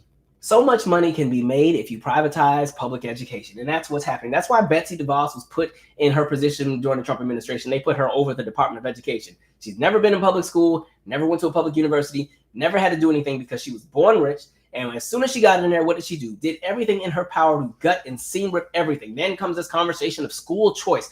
And what they tried to pass school choice off as was, oh, it's going to give parents an opportunity to make sure that their kids can go to the best schools. And really what it was about, it's more so highlighting the fact that folks don't want their kids going to school with black and brown folks. That's really what the conversation was. And if we can get enough people to pretty much leave these public institutions, go to these private institutions, understand when a parent pulls their child out of the public school system and goes somewhere else, that tax money goes with them. And so that's less money to go to the schools. And so if we can get enough people to pull their kids out and go to these private institutions and these schools and this, that, and so on and so forth, the public school district will be so destitute that eventually they're going to have to just throw in the towel and let us just go ahead and take over. That's when you bring in the private company that comes and takes over everything, and then they get to regulate and dictate what's going to happen, and people get paid. There's a lot of money to be made in public education in regards to K through 12. Prime example, think of how much daycare costs. Now, that's not technically a school, but think about how much daycare costs for a lot of folks. People are paying anywhere between $900 and $1,600 a month for childcare. So think about what could happen if you could privatize public education, all right? And think about the discrepancies and the conversation of equity that would take place in regards to the kind of education children would get, because not every child would get a top-tier education depending on what it is that they come from. Not everybody's going to be able to afford the fancy schools. And so it would become something where, again, it kind of almost goes back to that whole era of separate but equal. Well, yeah, we'll make sure y'all have a school, but you might not have the best pipes. You might have some lead in it, and I don't know. I mean, it's equal. Y'all got books. I mean, the seams and stuff are falling out, but you got books, right? All right, so what's the problem? Y'all should be happy. No, you don't have any fields. No, you don't got any pools at this school, but you got sports, right? We got some cement, and y'all can play tetherball. We got a pole. You can tie a ball with a rope and play some tetherball. Do that. Right. And so that's the nonsense that you're starting to see. They really would like to go and privatize everything. And then it even goes to, let's talk about, which this is actually good, but then I want to talk about the bad part. So you saw what happened in, actually, I'm gonna come back to that. Let me pause for 1 second. Which piece do I want to cover? There's so much on here. I just want to make sure I got my argument right. Let's see. Oh, I do want to shift to the Stop Woke Act real quick. And so, Federal Appeals Court has stated that Florida universities cannot enforce the Stop Woke Act pending appeal. Federal judge's order in 2 lawsuits, one by FIRE, the other by the ACLU and NAACP, directing Florida's public universities not to enforce the law remains in place. Professors must be able to discuss subjects like race and gender without hesitation or fear from state retribution or rebuttals. Any law that limits the free exchange of ideas in university classrooms should lose in both the court or the law in the court of public opinion, right? And so you got groups trying to fight and undo some of this, but the same nonsense is there. But when I go back to cementing, so like I said, it goes with education, but it also goes into the conversation of policy, and it also goes into the conversation of jurisdiction. So I want to read this other segment. All right, now this is coming out of Wisconsin. Let me pull that up. Where's it at? Where's it at? I just saw it. Ah, yes, this would be interesting. Insurrectionists. All right, this is January 6th crew. January 6th and friends. All right. Insurrectionists see chance to wipe Democrats out of Wisconsin for a decade. Remember, cementing is all about long term. The longer you can stay in power with things, the more you can get done, and the harder it is to undo certain things. Election deniers are playing the long game in Wisconsin and hope to take the state off the board for Democrats for a decade or more. By the way, this is not a conversation about Republicans and Democrats, but please understand Republicans are on some BS right now. So we just got to call it out like it is. They are on their nonsense. Democrats have their flaws, but Republicans at this point don't even, they're not even trying. They just straight up hateful and just behind anything. Anyway, groups and individuals who promoted conspiracies about Donald Trump's election loss have poured more than $3.9 million into the state Supreme Court race, where political advertising has reached at least $20 million for liberal county judge Janet, I don't even know how to say this last name, let me just call it Janet P., and conservative Daniel Kelly, a favorite of right-wing donors and influencers, reported The Guardian. There's an organized group of insurrectionists who are trying to actively fund candidates for elected office, including judgeships, said Jeremy Suri, a professor of public affairs and history at the University of Texas, Austin. Kelly reportedly provided special counsel to Republican Party on a phony elector scheme to keep Trump in office despite his loss. Remember that? The people who went and tried to pretend to be the electors and try to certify the election for Trump. Okay, same group of folks. And his judicial campaign has been backed by groups associated with right-wing billionaire Richard, some random European name I'm not about to try to pronounce, who spent at least $1.5 million on TV ads ahead of February 21st, the primary, and has been booked for more than $3.9 million in ads that are set to run on ahead of the April 4th deadline. Trump-aligned Florida billionaire John Childs contributed at least $800,000 to that same last name I'm not about to try to pronounce, funded restoration PAC, while Texas billionaire Brett Hendrickson, along with election deniers Senator Ted Budd and Representative Mary Miller, also contributed. Federalist Society Chairman Leonard Leo and ABC Supply Chairwoman Diane Hendricks each contributed a maximum of $20,000 to Kelly's campaign and have each funded groups involved into trying to overturn Trump's election loss.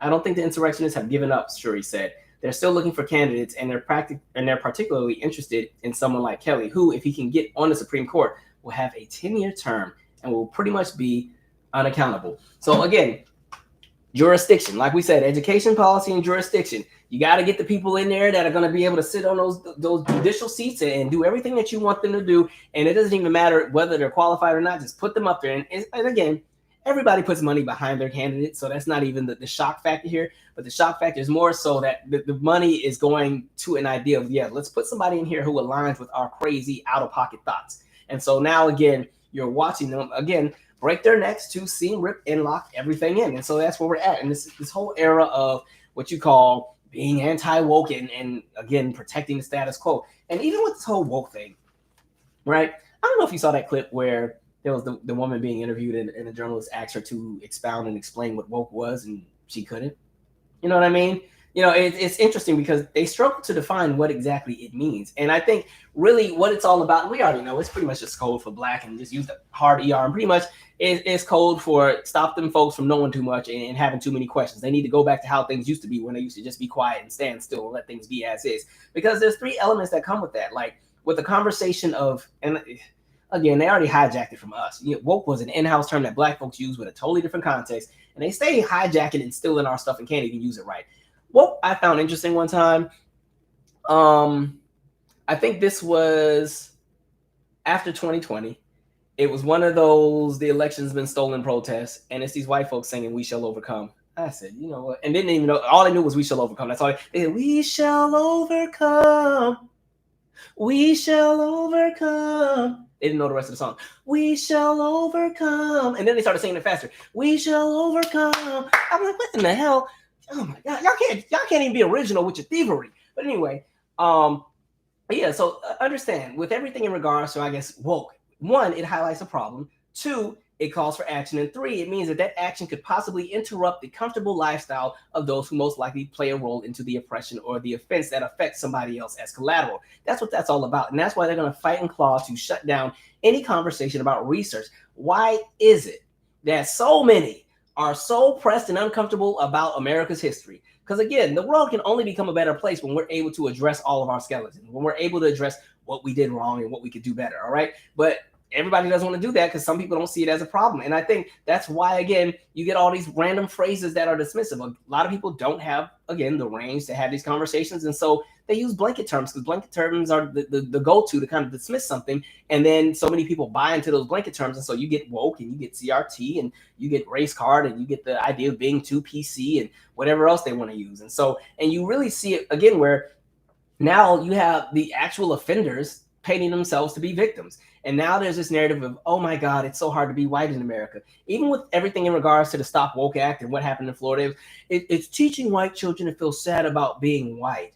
Like, what are y'all talking about? Because we're talking about what happened in history. If that's your lineage, that's your lineage. You can do something to change it and ensure that it doesn't happen anymore. But folks don't even want to take accountability for that aspect. And so they want to just rewrite history and just change it to whatever. And to the point where you can criminalize telling the truth.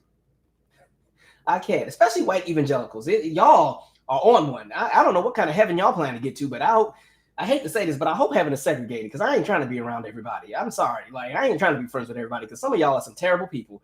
And so when you look at just what it is that so many people get behind and then have the nerve to try to all of a sudden pretend to be godlike and so holier than thou. And then again, here comes the conversation of, protecting the children. And even when you see the extremities of what they're going after now, even what is that, Tennessee?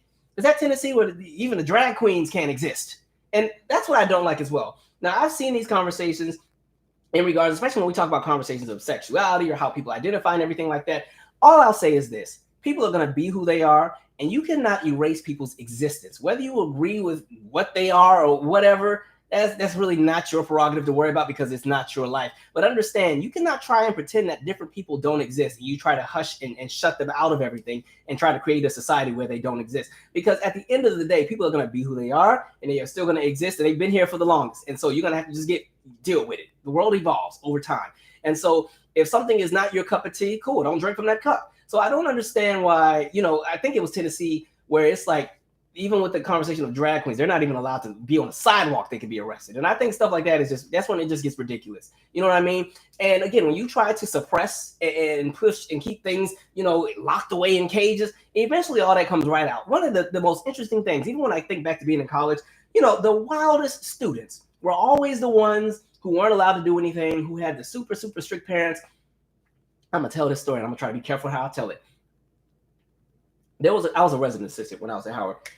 There was a girl who had these really, really over-the-top parents. Oh, my God, that girl could do anything, right?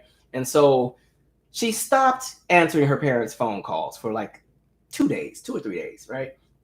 The parents got worried. They called the dorms and stuff and were like, oh, give me her room number and stuff like that. But with the universities, we can't give that because these are adults. So unless they consent to releasing the information, we can't give them that. And so the mom got mad. And so she called like campus police. Campus police told her the same thing. We just can't give you the information like that.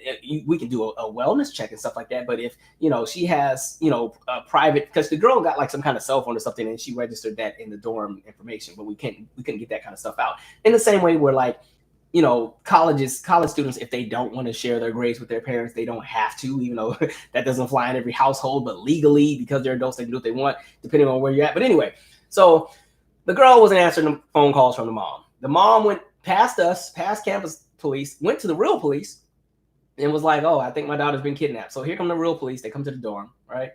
Police come to the dorm. And I'll always remember this, like, because it was a situation of now safety. And the mom was like, she could be dead. Okay, fine. They opened the girl's room. When they opened that girl's door, that girl was having a great time. That's all I'll say. And the mom, that girl was having a ball, okay? And whew, that was a day. But the mom almost died right there in front of us. She almost lost it, okay? So again, you're just seeing a whole lot of nonsense where, they're painting this idea of everybody's a bad guy, except for pretty much straight heterosexual white men. And it's interesting because even white women are willing to vote down against their own rights to push the same kind of messaging and everything. So even with the abortion laws and everything like that, I don't care where you stand on abortion. If you don't want an abortion, don't get one. If you don't believe in abortion, don't get one. But it's interesting because, again, all of a sudden everybody is so pro-life, but really their definition of pro-life It is more so just they don't like the idea of abortion because we keep seeing the same pattern where once the baby arrives, there's no support. You know, everybody, you get vilified for not having enough to raise the children. And people say, oh, well, they can be adopted, they can go into wherever. And I'm like, do you know how backlogged the foster care system is and these adoption agencies are, and how many kids are not being adopted? And then sadly, when they turn 18, they get pushed out of the system. Go and look at the numbers of how many people in this country are homeless and what their initial origin are. If they weren't not World War II, Vietnam vets or vets from any kind of military operation, a lot of times they were foster kids. And so you just see the nonsense and people being very performative, all in the name of protecting the children and all in the name of bringing back the moral compass to America. And it's all some BS. It really is, right? And so again, it goes back to that idea of like this whole woke thing. Oh, it's just making us feel bad for being white. I'll never forget. When I saw Janet Jackson in 2017, she had this tour like the State of the World tour. And when it opened, she had this montage where it was kind of like just pointing out all the flaws that exist within society. And it was this bit where it's talking about like no race is superior to the next. And, you know, this is a fight about, you know, what's right versus wrong and all kind of stuff like that. And there were all these white people tweeting, wow, Janet really made me feel bad for being white. And I'm like, if you somehow associate the Klan with your identity as a white person, then you need to do some self-evaluation. Because in all of this should have more so just highlighted that, hey, these are the flaws that exist. These are the things that we can work on together, and that's what we can fix. That's why it was called the State of the World Tour. But for some reason, again, because folks already centered themselves in everything anyway, you know, calling out racism and bigotry and everything all of a sudden means it's an attack on you. That means you need to reevaluate how you see yourself and what you identify as. And like I said, if your lineage sucks because the folks in your lineage and in your past did a whole bunch of terrible things, so be it. You know what I mean? Because I'm sure I got some white blood somewhere in me, okay? Because listen, I come from a family of people that were enslaved, so I'm sure at some point, if I go and do a DNA thing, I got some white blood in me. And listen, I'm not ashamed to say that them white folks were probably doing some terrible stuff too. It is what it is. It's history. It's reality. And the reason why we're in the nonsense we're in now is because people just don't want to acknowledge reality, and they will let these things operate in a cycle. So here we are in 2023, looking like 1953. Make it make sense. It even goes back to freaking goofy Ben Stein. You remember the guy with the voice, or he used to do the Visine commercials, you know, for dry red eyes, use, what was it? Whatever, Visine, right? There's some video of him where he was talking about how, like, black folks, we should be grateful, because he was talking about when he was a child and he had to go through the inner city, how just horrible it looked and how everybody was destitute. And, you know, today we have the same opportunities for jobs and education and a way of living. And it kind of goes back to that same narrative where some people will sometimes say, black people, we should just be grateful. We should be thankful for what we have, as if somebody did us a favor by dragging us over here. You know, like, okay, I'm going to pause because I said a lot for like 40 minutes and I am way behind on the comments. So let's do that. All right. Get a sip of my tea after this. This tea is so freaking cold now. It's ginger tea, by the way. It's that kind that burns when it goes down. All right.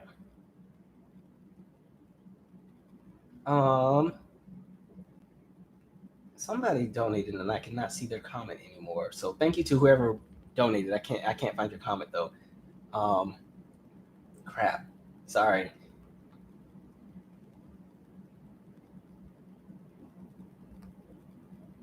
All right, Maverica said, so divest and privatize education, and then what about the generation from now? Then what about a generation from now, adults less educated, and things like healthcare or things like health and crime, which are linked together, are worse off? That's the other thing. I think what's happened too, there's a lot of people who, like I said, because they've been able to ride the coattails of what America once was in regards to its influence on the world and the imperialism aspect and all that kind of stuff. There's a lot of folks who operate like America's just going to be all right no matter what, so we can just do whatever we want. And I think they've gotten comfortable with the idea that everything will still be the way it is. And I think they forget that the rest of the world is evolving and changing, and science is becoming more advanced. I just saw this wonderful clip. I wish I could think of her name. This black woman who pretty much found what you would pretty much say is a cure to cancer, where she has this research where it's some kind of microparticle that she puts on the tumor, and then they shine a laser on it, and the particle destroys the tumor without people having to do chemotherapy and radiation and their hair falling out. All kind of great stuff. Like, people are constantly working to make society better. Now, somebody keep an eye on her, because, you know, they'll find a way to take her out, because that means a whole lot of folks are going to lose money if there's a cure for cancer.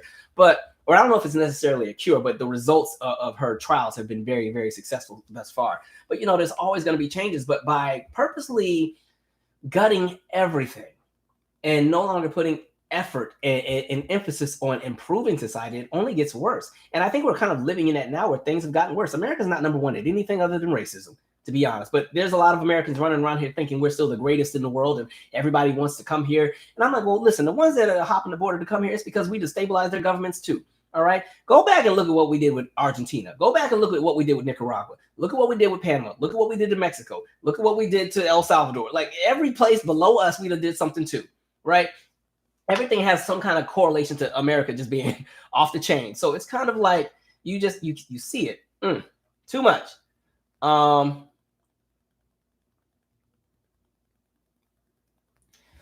Official BNA Music 88 said, folks want to be deliberately racist, but don't want to give them the credit when they've earned it. That goes back to the other thing I've said before, where when we do something successful, then people want credit for it.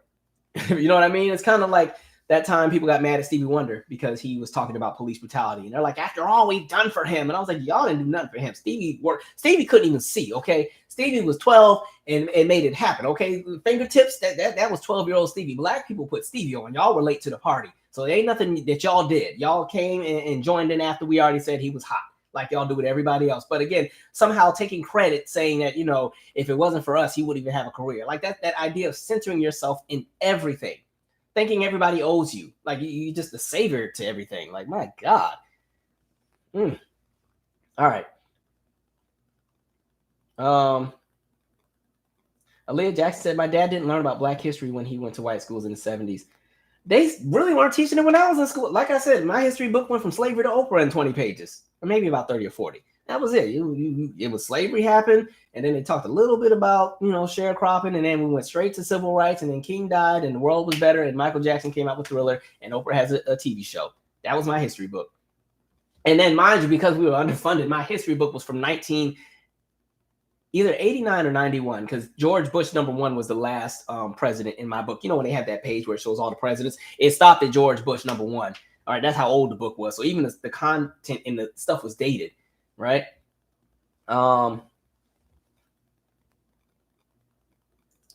Let's see. Marlon said, I knew a girl who saying they started their cycle at 10 years old. I think that's about the age. I forgot. From what I read with a science journal, for girls, and I could be wrong, somebody can correct me, but it correlates with a percentage of when their body reaches a certain percentage of body fat in addition to the hormones, and that's when the trigger goes off, and then it's like, all right, it's time to transition to the next phase of, you know, your experience as you transition to become a woman and stuff like that. So yeah, I'm sure that's a horrific experience to be in a classroom and then that happens for the first time. And if you're not supported and the class is all eyes are on you, I'm sure that's embarrassing for a lot of folks. Okay.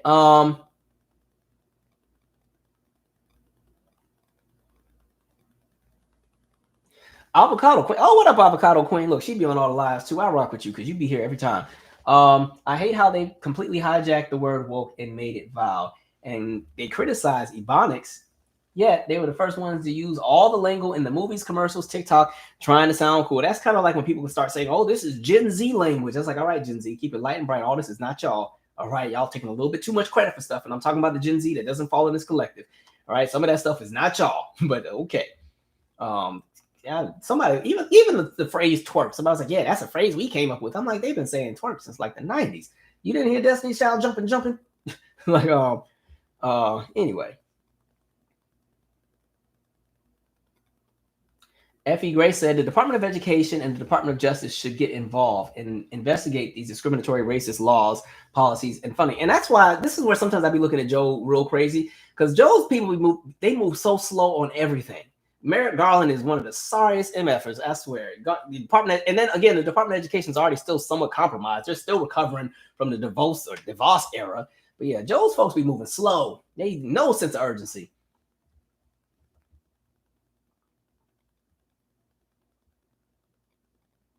All right. We're gonna keep it moving. Right, Nikita Clark, election fumbles. Remember what I said about our media and how that stuff be bought out? Even certain words are in these articles, right? And it's like stuff is so biased now as well.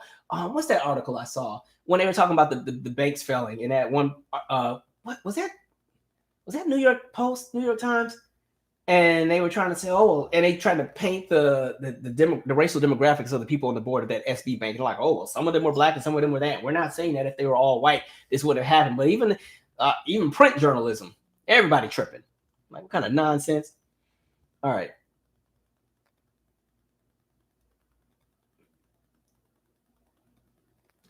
Yes, way though. I agree. We need to be on the school boards and the rest of the boards. That's what I've been saying for the longest. Like, all these local elections mean so much, and I would love for people to put, their own folks up in there. Like, even and this is why, like, even when I look at like the black church, I think there are some black churches that get it and are really community oriented, and then I think there's others that only keep to themselves. Like, in Maryland, there's a what is that law called? I just heard about it today. And shout out to Community of Hope Amy, because this is where I heard it from. It's okay. I can't think of what the name of the law is, but let me see if I can think of it. Maryland law. Let's see. I'm gonna find this thing. What is that thing called? Okay, I think it's like it's safe harbor legislation, but that's not the name of the bill. Okay, it's called the Safe Harbor Bill. But in the state of Maryland, what they were trying to push at one point, and this was in regards to human trafficking, pretty much what was going to happen was, in the event that they were able to not walk in, but like catch somebody in the act of human trafficking, everybody gets charged. That also includes people as young as like 14. That includes the kids. So what would happen is the kids would also be charged like the adults with human trafficking, when in reality, we already know, like, children cannot consent to that kind of stuff. And a lot of these kids are the ones that have been kidnapped and they're being trafficked. And sadly, and I talked about this, there's a link in my description called Just Ask Prevention that gives this really great insight about human trafficking. And we also recognize that at this point, human trafficking is going to get to a place where it's more profitable than drugs in like the next few years. But with that also being said, human traffickers also groom other kids to traffic other kids. But with this law, and like I said, when I brought it to church, because this is where I heard it at the church, they started this campaign where they were trying to get the church members and everybody in that whole like Marlow Heights, Temple Hill, Suitland, Maryland community to go and write all these different letters and bring awareness to the bill and say, you can't punish children for being trafficked. You need to go after the creepy adults that are doing, what it is that they're doing. And in addition to that, then you need to come up with policy to ensure that stuff like this doesn't happen and that the children are protected. Why would you make children register as a sex offender for being trafficked? Why would you lock up children for being trafficked? You should find out where their parents are, where they kidnapped, did they run away? How long have they been homeless? Like, those are the things to worry about. So like when I talk about like the church, I think there are some churches that get that and they do all kind of community this and try to get people to go and do, understand that it's a collective effort. And then there's some that just choose to stay in their own lane and judge everybody. And those are the ones I'd be giving a strong side eye to, because understand, even if you're not religious, the black church and even the black mosques for the longest have always, if it weren't the schools, have always been in the past the center of community activism and the center of community engagement and getting everybody together. Because you got to think back, especially when you go to the civil rights era, there was no social media. So how do you think when they found out about some of these marches, where do you think they found out about them at? You know what I mean? There were entire networks of pastors that were, hey, I'm giving you a heads up that they're going to be doing a march over in this place on next Tuesday. And then this person calls that pastor, and that pastor calls that pastor, and then they announce it in church, and they have meetings, and this group gets together, and that group gets together. And if something happened where, again, there's a threat that, maybe some racist folks are coming to the black side of town, all right, the deacons in the church get together, and let's be honest, they're getting shotguns, and they was ready. All right, y'all patrol this side, we patrol that side. That's what the black church was at one point. Hopefully, you can get back to that. But yeah, I just think you see so much going on where, again, it's a lot of the stuff we just can't sit and just watch happen and just complain from the sidelines. Like, I think that's one of the reasons why I was so passionate about working with youth. And you know what's crazy? Even though I don't even work at the center anymore, I'm still there every week, like twice a week. It's like I never left, right? And then they are really recruiting me to join the board. I'm thinking about it, but we'll see. But yeah, I think everybody, like I said, you got to kind of do your part where it fits in. And I think local politics is so important for a lot of this because, a lot of the nonsense we're seeing is a result of local politics being ignored. And so many people got into positions, cemented things, and stuff is just locked in and it's anything goes. And now some people have so much power. Some groups carry so much weight. And that doesn't even include the groups that have money and they create these super PACs and everything. And man, it's wild out here. All right.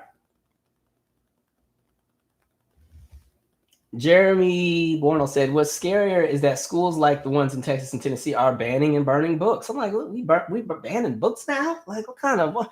All right, we starting to turn into apartheid. That's what they was doing in South Africa too. They was banning all them books back in the day. Y'all ain't about to learn about that. Oh no, man. All right, I'm gonna scroll a little bit because we still have some more to talk about, and I'm not even halfway through. Speaking of South Africa, creation inventor, tell it like it is, bro. He's African Zulu, born in America, parents from Johannesburg. See, all right, South Africa. All right, I'm gonna keep going.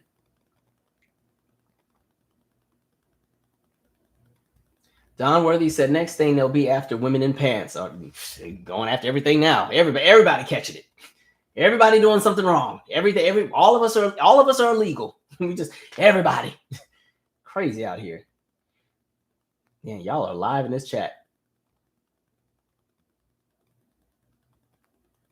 Not y'all saying what was she doing. Y'all know what the girl was doing in that story. Having a good time. Her older parents about to pass out.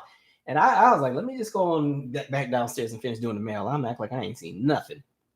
And I felt bad for the girl because that had to be really embarrassing. But I mean, and it was crazy because they the police went in there like it was like she was dead or something. I'm like, if she would have been in there dead, we would have smelled it. But like, man, oh, I know that had to be embarrassing.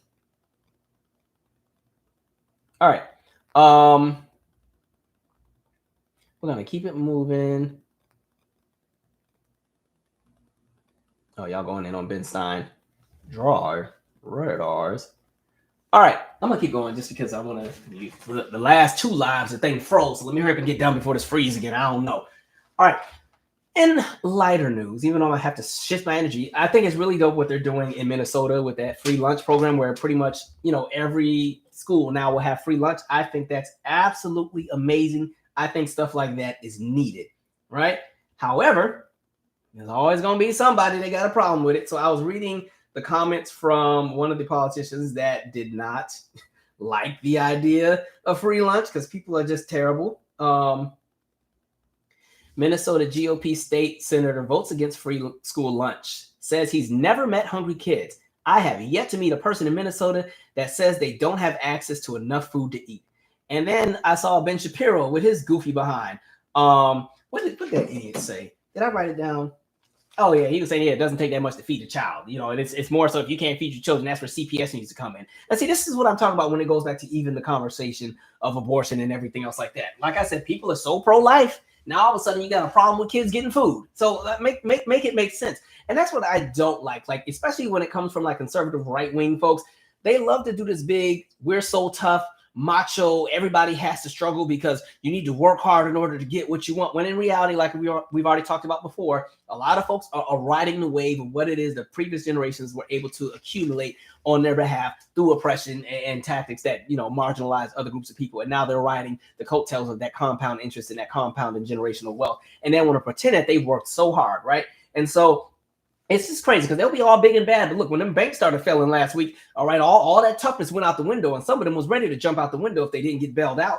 And so it's just real interesting. But understand, like, people may think that it's not a big deal, but again, we're in a country where 1 in 5 children in this country are going home hungry or hungry at home. And even if there's food in the home, there may not be enough adequate food to really, feed, get the needs of what a child actually needs. And understand that affects performance in the classroom. When children are hungry, how do you expect them to behave? How do you expect them to, learn anything or be focused when they're hungry? And it's not even just about children, because again, 1 in 5 people in America get their groceries from a dollar store right now, because that's how hard a lot of people in this country have it. I think a lot of times, depending on the kind of world you live in, you can sometimes be blind to the reality of what is when it comes to how many people in this country are in need. When you look at how many white people are on food stamps or how many people in general are on some kind of assistance program, it's a lot of folks. And it's also folks, and the other thing too, because I will never fault people for not having money in this country, because this country is already some BS. But understand, a lot of the hardest working people in this country are also the brokest. And it's always been that way. And so again, we're in a space where, again, you have 1 in 5 people who do their grocery shopping at the dollar store or Dollar Tree, not at a grocery store. And a lot of it is in those rural areas where there's not a nearby grocery store for 50 or 60 miles. And the only thing in town is the Dollar Tree. Or depending on what kind of city you live in, you know, depending on how neglected the ward is that you're in, a lot of times there is no grocery store. So you got to go to the convenience store. You got to go to whatever's on the corner. And, you know, for dinner, it's going to be the corn dogs from 7-Eleven, right? And a slushie. Or maybe you can buy some fruit juice. It is, you know, that's people's reality. And we're even in a space where now, I just saw the article. Did I print it out? Where even like Dollar Tree is not even in a space anymore to be able to sell eggs. Did I print it? Yeah. Eggs have gotten too expensive for Dollar Tree. Dollar Tree, which sells most products for $1.25, and mind you, they remember the products went up to $1.25 from $1 sometime last year. Which sells products for $1.25 and a small selection of items for $3 or $5, will stop selling eggs at stores because the company can't make money offering them at flat prices. Money talks around here, even at the expense of people.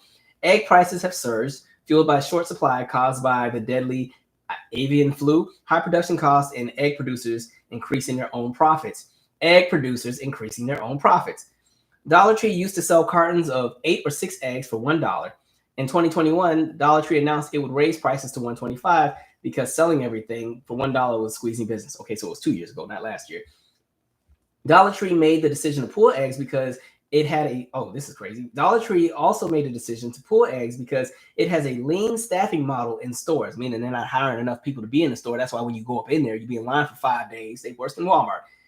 Says David Diarezzo, a former executive at Dollar General and other retailers who now works as an industry consultant.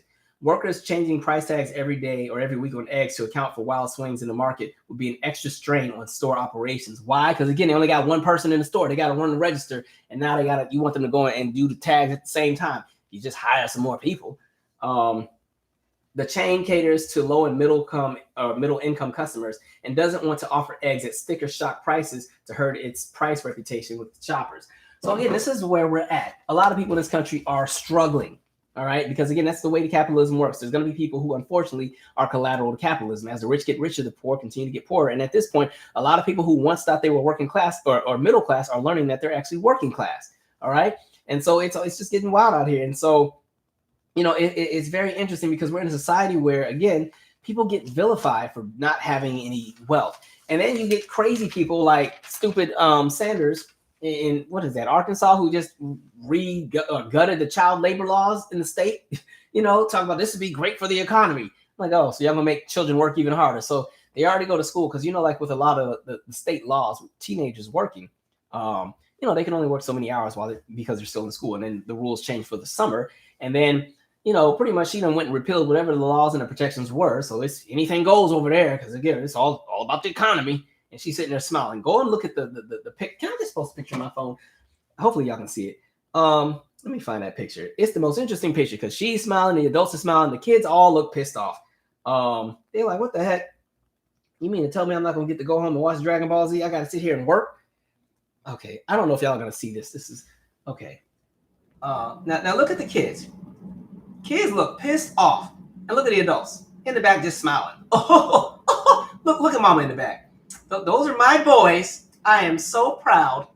And look at little Christian on the right. Christian is pissed. Christian don't want to be there anyway, all right? Christian had something to do.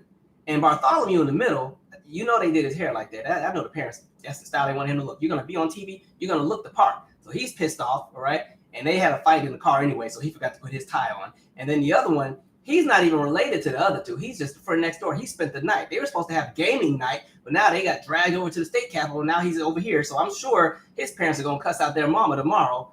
I'm joking. Don't take me seriously. But anyway, that's the nonsense that we're living under. So, you know, yay, the kids get to work even harder. What kind of nonsense? They always want to put somebody to go stand next to the bill. It's always some terrible bill. Did I tell y'all when I was at the center, there were at least 3 or 4 moments where the Trump administration reached out and wanted me to have kids standing next to him while he signed a bill. And all the bills were terrible. And the worst one was something in relation to HUD with Ben Carson. It was just going to be like everybody together. So y'all lost your minds if you think we're going to be there. I couldn't wait to say no to that crap. Even though there was one time I lost a battle. It was some crap with Ivanka Trump. Because that's the thing, being like in D.C. metropolitan area, you know, and being, you know, having a center with all those accolades, your name pops up all the time. And I always remember we had to do this event with Ivanka Trump. It was so, oh God. It was the Workforce Advisory Board. It's this big meeting where all of the big corporate CEOs and stuff get together and talk about whatever else they're going to do. And so they needed teenagers and kids and stuff to be there and be ambassadors for the work that we do. And I fought tooth and nail. I did not want to do it. And I lost the battle. So we had to be there. And CNN was going to be there. I'm like, oh my God, please don't let me be on TV with this shit. Sorry. And, man, I didn't mean to cuss. And so, God, Ivanka comes in there, and it's the funniest thing because I died. Now, mind you, she had actually been volunteering at a nearby center, like behind closed doors. She didn't want the media to know about it because she didn't want to cause a hoopla. But she had been volunteering at one of the centers doing like some artwork with the kids or something. So she comes in, it's the CNN cameras. I'm way in the cut. Like, I don't want to be on camera. I don't want to be seen. I don't even want to be here. Like, this is some bullshit, right? Ivanka comes to one of my kids. She's like, oh my God, I met you before. And the girl, mind you, my kids have no filter. No, you didn't. When? I was like, oh. It was so funny though. She's like, oh. And then she's like, you're so silly. You're so silly. I was like, no, she ain't silly. We ain't ever met you before. Don't be playing like that with us. That crap was so funny. Like, my kids have no filter. I'll always remember, I took them camping every June, right? Every June, we used to go to Mason Neck State Park and do like an overnight camping trip. And it was really dope. Like, we would partner with the park rangers and everything. And it was a very bougie version of camping. It wasn't, because there was a visitor center. So they still had like running water and a real bathroom and stuff like that. And even where the tents were, it was actually like by the visitor center. So we weren't in the woods getting eaten by coyotes, but we had access to like canoe and go through the forest and all that kind of stuff. But anyway, on one of those days, and mind you, I don't share my politics with the kids. I promise you I don't, because I want kids to have their innocence. I want kids to have their childhood. But the kids just, they see through BS. And they also just know how I be thinking about stuff, because maybe my nonverbal cues tell it all. And so we had this moment where we had to do a campfire. The campfire, roasting the marshmallows. We had a good day. Like, we had canoed. We did mud bugging. We found this random snapping turtle. All kind of random stuff we got to do. There were groundhogs everywhere. We went eagle watching. It was lit. Right. And mind you, they had good food too. I mean, they were eating real food. They was getting like pancakes and chicken and hot dogs and stuff. Ain't nobody getting that at camp. We were not eating Spam and chewy bars. We had real food. But anyway, so we're doing this campfire stuff. And one of the park rangers, it's like this white lady, she was like, oh, I'm going to tell a story. And so she tried to tell this story from the perspective of the Native Americans. Oh, so good for all the wrong reasons. So she starts telling the story. So at this point, the sun has set. The fire is going. The kids eating s'mores. She's telling the story. I'm ready to go to sleep. I've been out on my feet with these kids for 12 hours. Me and my friend, because I had like 2 friends going with me as well. We're all tired. We're ready to go to sleep. And so the woman starts telling the story. Many years ago, we owned the land. And every kid looks straight at me. I'm like, please don't look at me, because they're all like, Mr. Michael, is she serious? I'm like, we once planted the soil. We lived off the land. This is a white woman doing this. It was the funniest crap. I was like, why do they be having my kids at some of this stuff? It was so funny, because the kids they read through it. Because again, like I said, I don't share my politics, but the kids do get lessons about things. So they were very aware of Native Americans and their plight and what happened in the past. I gave a more whimsical version, so it's not all gory, because the kids are like 10 and 11. But they knew what was up. So when she started telling that story, and one of my kids elbowed me like, so pretty much she's saying the reason we're sitting here is that like the land that they once owned is what we're sitting on right now. Is that what she's saying? I was like, yeah, pretty much. That's what she's saying, but she just ain't acknowledging that it's her folks that stole it. But yeah, like, that's what I want to say. But man, she started telling that story. Them kids were not having it. I'm going to take a break, and then I have some entertainment related stories to get to, and then we will keep it moving. All right, we've covered a lot of heavy stuff tonight. I apologize for people who wanted to laugh. I feel like I've been just cussing everybody out for the last 2 hours. Oh, Miss Renee, I'm glad you said that. The dollar store probably sells fake food. That's the other thing. The quality is not even that great. A place like the dollar store can't really sell produce. They can only sell like canned goods and things that are non-perishable. They have some stuff that goes in the fridge, but sometimes if you've been to a lot of them, the fridges aren't even cold enough. There's not a lot I'd eat out of there. One of my kids one time, because there's a dollar store by my center, she came in with, it was a canned burger. Like, it was a hamburger in a can. You open the can and you pour it on the plate. It's kind of like slimy and gawky, and then you put it in the microwave and it dries out, and then the bread, right? I'm like, ain't no way I'm eating that. And she just sitting there chewing. I was like, ain't no way, right? A lot of that stuff has too much sodium in it. There's no way. But for some folks, that's all that they can afford, and that's all that's available in the area. Yeah, and then it doesn't help. I think food prices are still up almost 11 or 12% from last year. Inflation is finally starting to slow, but everything is still really high. Oh, Tuco Pomoja. We talked about that too. The abortion debate was about saving the white low birth rates, and Marjorie Taylor Greene let the cat out of the bag. Forgive me if I forgot her name wrong. Yes, we definitely talked about that a few. Actually, I think we talked about that when the Roe v. Wade was initially gutted. Where yeah, it's a way to increase that birth rate, right? All right.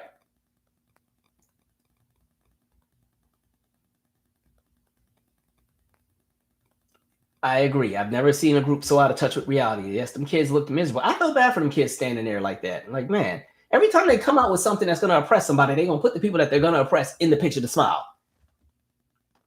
That boy just wanted to play his PlayStation. Y'all going to make him go up there with Huckabee Sanders.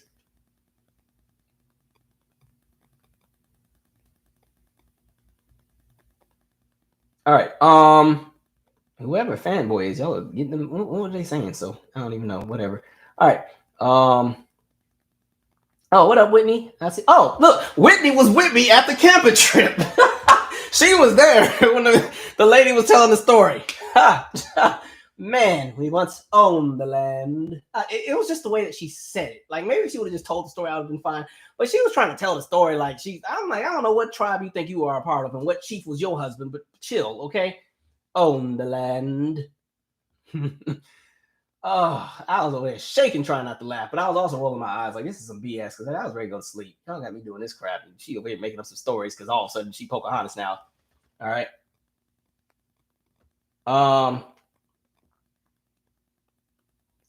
Said, can we talk about what is this?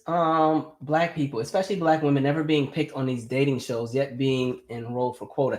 Well, see, the dating shows I don't really watch. I will say the one show I know that they do have where they have like black couples. It's on. Was it OWN? The Love, not Love and Marriage. Ready to Love. I know they have that one. I'd say watch that. All that other stuff, The Bachelor or whatever else they have, I don't really watch those shows like that. I just don't think any of those shows you're really gonna find what you're looking for anyway.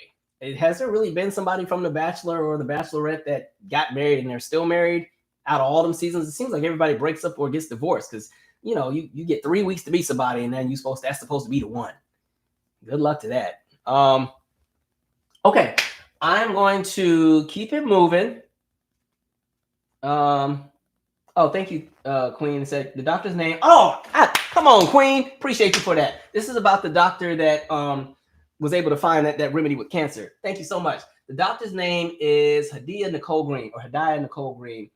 Thank you for that. I appreciate that. See how y'all be going in and helping back, supporting me, helping me out. Appreciate it. All right. But yeah, I never really watched the dating shows like that.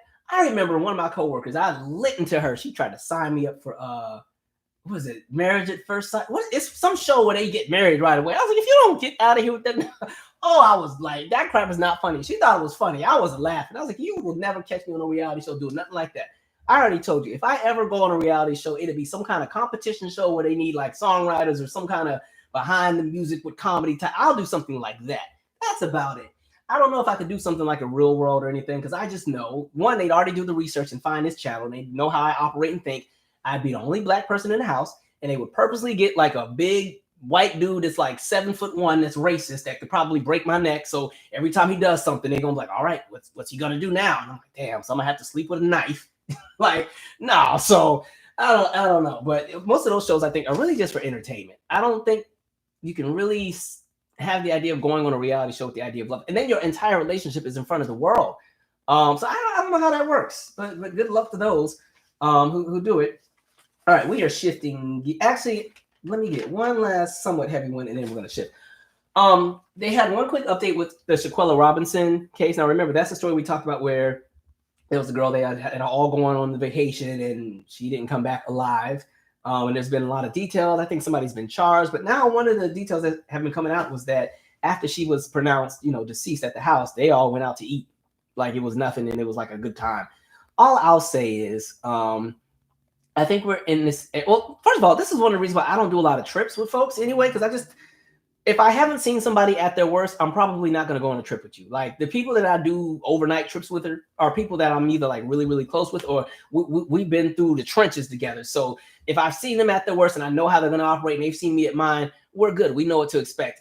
And I think we're also in this era of kind of like what you call the social media friendships. You know, you meet somebody from like Instagram or Twitter and it's, hey, it's going to be lit and we all going to go to Cancun. And it was lit for about one day. And by day 2, y'all in there ready to square off, right? But that whole case to me is just still so sad, right? Because she went in there with good intentions, just wanting to have a good time. And sadly, she's no longer here. And I think you just have to really sometimes your discernment with people. And sometimes you can't, your discernment won't tell you. You won't even know because some folks just, they turn on you real quick, right? I'm sure all of us have had a friend or two that just went loony on us. You're like, what the heck was that about? And you don't talk to them no more. But, it's just absolutely crazy. And I think even in regards to just going to Mexico right now, I think like Black folks, I think we need to just be careful because with everything happening, even the people who got killed the other week, by the cartel and stuff like that, I just think sometimes really paying attention to what's happening around the world before you go to some places and understanding that, yeah, sometimes you're going to be targets for certain things, or you might get caught in the mishaps of other things and be collateral. Like right now, I don't see the purpose in going to Mexico because everything that you want to get in Mexico, you can get in Miami. Now, I really don't know about going to Florida right now. You go to Florida, get arrested for something too. They're gonna say they don't like the color of your outfit because you wore black, green, and red on the same day. Now you got to go to jail. But yeah, I understand why like people under 21 go to Mexico because you can drink over there. But I think people need to be careful in all of that. But yeah, that entire case, there's so many things that are still questionable. Like I said, the channel that I thought did a really great job of covering that case was the Tissa Tells. I haven't watched her stuff in a really long time, so I don't know if she's still covering that, but she gave really great detail with that entire Shaquella Robinson case. Okay, Spirit Airlines. I saw the story where the guy, his luggage was lost, and then there's the footage where it's the employee kind of going through the bag, taking what they want, and then throwing the rest in the trash. I understand it ain't just Spirit doing that. That's all I'm gonna say. These airlines be, oh man, yeah. I think that sucks. That's the worst feeling in the world. There's nothing worse than losing your luggage. Like I told y'all my funeral story. I won't tell the whole thing, but just know went to my uncle's funeral. I checked, or I was putting my bag in the overhead, but the plane was too small and the stuff was already full, so I had to check the bag, and then they lost it. Mind you, I was only flying from DC to Savannah. It was like maybe an hour and a half flight. And yeah, so I landed at like 9 or 10 o'clock and my clothes never came. So I had to go to my uncle's funeral in jeans. And this is the South, okay? People judge when you go to church not in the right outfits. All the people in there staring at me. Just young and disrespectful. Mm-hmm. Yeah, and I tried to stand in the back. I was like, because they only did he only did a memorial. We didn't do an actual full out funeral. We just did like the outdoor memorial straight at the cemetery. So I was outside. So I was trying to stand way in the back because I didn't want nobody to see me in my jeans and what I wore on the plane. And then my brother was there with his son, and his son was like 1.5. You know how toddlers, when they learn how to walk, they don't know how to sit still. So the son kept running, and every time somebody picked him up, he starts swinging at everybody. So everybody was looking at us in our section like, them disrespectful kids over there. But yeah, that sucks. But homeboy is about to get paid. If I were him, he should already have the lawyer on speed dial. Spirit might not be here next week at this rate, because man, it's off the chain. Imagine that. That's why I don't like taking too much stuff. I try not to take too much valuable stuff when I fly. Like I take just what I need. Because man, it sucks. Oh, and then the worst part, even with all that, because like an idiot, I bought my ticket from a third-party site, which I will never do again. Got it from Cheap Tickets. I extended to stay for one more day because I just really enjoyed the time with my family. And, everything was all set. And for some reason, when I went to the airport, when it was time to go and type that not the QR code, the confirmation code or ticket reader, it wasn't working. And for some reason, the ticket was right there. And when I went to the desk, the lady was like, yeah, we see your seat. We see your name. But Cheap Tickets has to release the ticket to us, the airline, in order to let you on. And they're like, you got to call Cheap Tickets. And I kept calling Cheap Tickets. Cheap Tickets doesn't have anybody to talk to on purpose because they already know the shenanigans they're doing. All you can do is talk to the robot. Press 3, press 2, press 1. Didn't quite hear that. And now my cousin Brandon's on. What up, Brandon? And yeah, so I missed my flight. And I was in Savannah for like an extra 2 days. Oh, I had to just buy another ticket with a different airline. And I never got my money back from Cheap Tickets. By the time I finally was able to figure out how to finagle and get somebody on the phone, it was a month later. And then the person, I think they let me talk for 2 minutes before all of a sudden something happened to the phone. Phone ain't working no more. When I call back, all of a sudden the line ain't working. Cheap Tickets, I'm one of y'all. Understand, if I ever get famous, I'm coming after y'all. So be ready. Y'all gonna give me back my $400. Okay? I'm already trying to buy a new MacBook anyway. Y'all playing with my money from 2021. Anyway, okay. Somebody was asking me Diddy and BET. I really don't care about this one, but as you know, like there are a few people who are putting in bids for the BET network. So Byron Allen is one, Tyler Perry's one, Diddy is one. Do you guys still watch BET? I watch it for the reruns, but I don't think they have any original programming anymore. I don't really know what's happening with the network, but I think they definitely need a revamp. And there's so many things that are needed, especially in Black media. So it would be great if BET could kind of revamp. Now I know they have BET Plus, and BET Plus has been thriving with what they have. I think BET Plus is actually a pretty great platform, but the actual network, I don't really know what they have going over there. So it'll be interesting. Out of the three, if I were to pick who I think should run it, I don't know. I really don't know.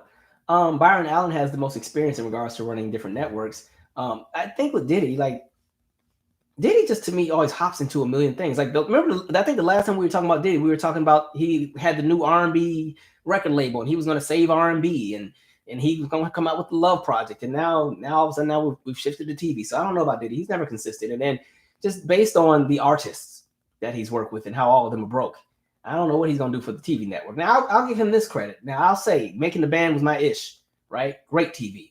But at the same time, then he ruined that. You're going to disband Danny Kane in front of the world. And they were doing well. Stupid. And then as far as Tyler Perry, I just think Tyler Perry's busy. If Tyler Perry were to be owner, it would be dope if he's owner and just stays owner and lets like a team of people under him manage and do things. But if it's something where he's trying to be hands-on and do all the program, he got too much on his plate too. He's writing 556 shows every day. You know, because I didn't realize like a lot of those shows he shoots in one day. I'm like, that's wild. And that explains some of these scripts, but I don't know. And then he got the movies. He has the movies. He has the studio. He has a lot. I think he's good with what he has. So, you know, let somebody else, let some new fresh blood come up in there. I don't know. BET, I hope they can somewhat get it together because at this point, the only thing they have is just the BET Awards, and that really hasn't even been that great for the last few years. I think last year's was okay if I remember, but yeah, BET, y'all used to be it when I was a kid. Y'all had all kind of stuff. Like bring back, you know, they had like Teen Summit and, you know, 106 and Park was a thing. And at one point, 106 and Park had better ratings than TRL. I understand now video countdowns don't really work in 2023 because people have YouTube. You don't have to really sit and wait 2 hours to see 45 seconds of your favorite music video because, you know, just by going on your phone or on your computer or even, you know, your TV and going to your YouTube app, you can watch your music video anytime you want to.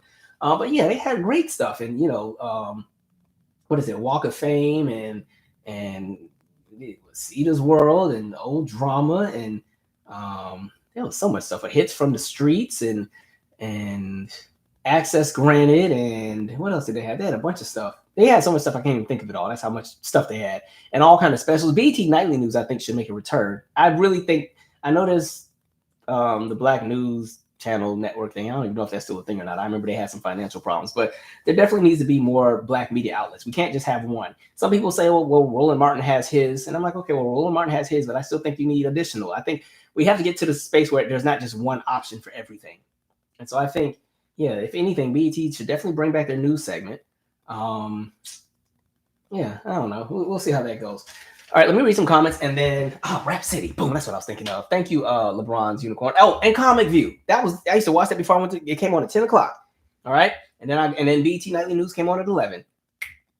Now I'll tell you what I've been binging on as of late. Right, I have been watching a bunch of Showtime at the Apollo reruns, and when I tell you, first of all, they have different crowds. Okay. That 1991 to 93 crowd is a different kind of rough because they just booed everybody.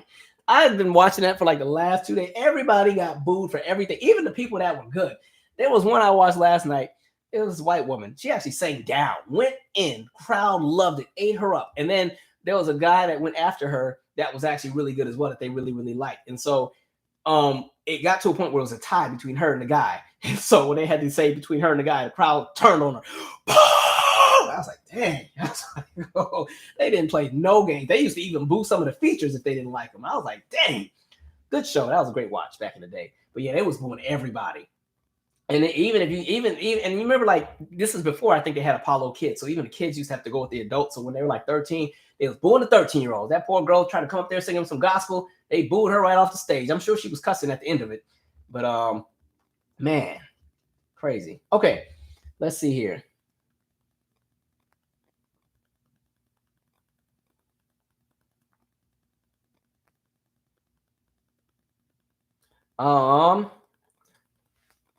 Okay, so by Dark Titan said the first Bachelorette is still married.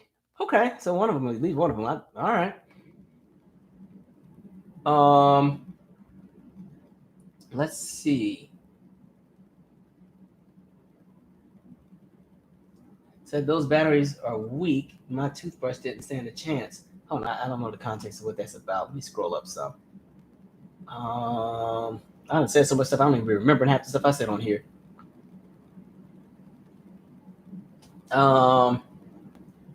Excuse me. Nina Busexy Sanchez said, I heard Dollar Tree store has lobster tail. Who the hell is eating seafood from the Dollar Tree?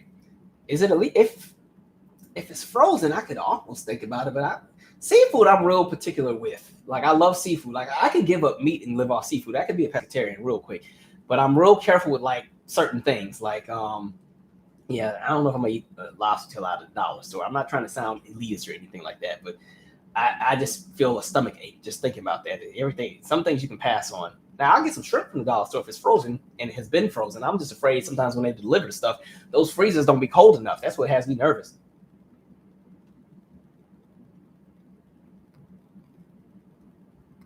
All right. Jeremy said, reality TV is too trashy for my sophisticated behind.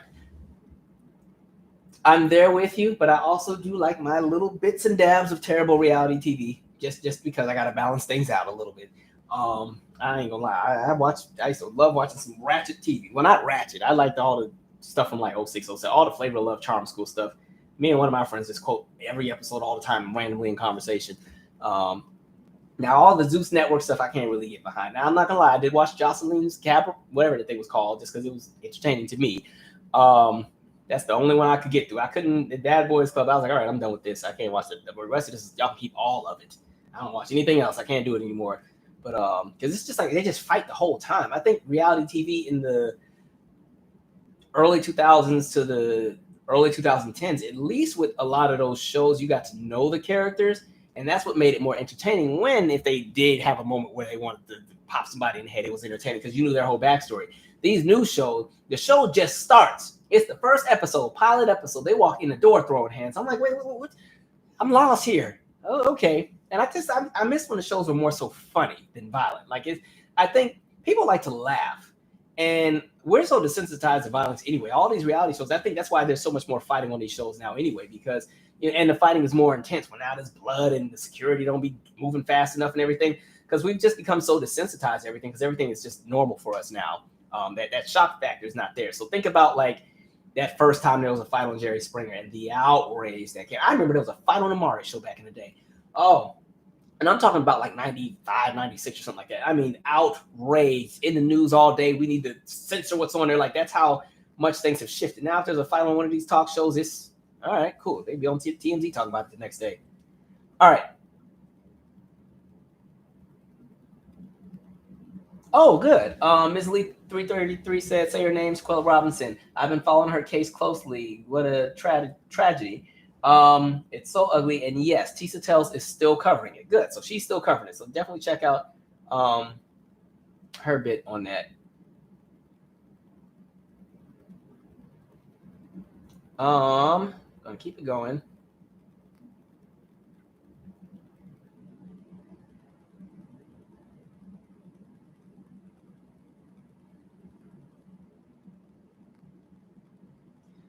Don Smart said, what part of Florida are you saying is Sundown?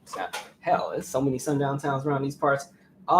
Somebody else must have been saying it in the chat. But thanks to my wonderful friend, Whitney, who just sent this to me today, I'm going to... Oh, actually, this is exactly what I need. Thank you, Whitney. Here is the list of Sundown towns in Florida. See, that's what friends are for. All right. Alpha, Florida, Cedar Key, Florida, Coral Gables, Florida, Daytona Beach Shores. That's a Sundown. The beach. All right. Delray Beach, Elfers, Flagler Beach, Gulfport, Holmes Beach. Oh, wow, all the beaches. We can't even go swimming. Okay. Longboat Key, Melbourne Beach, Miami Beach. Wait a minute. Hold on. Miami Beach is on here.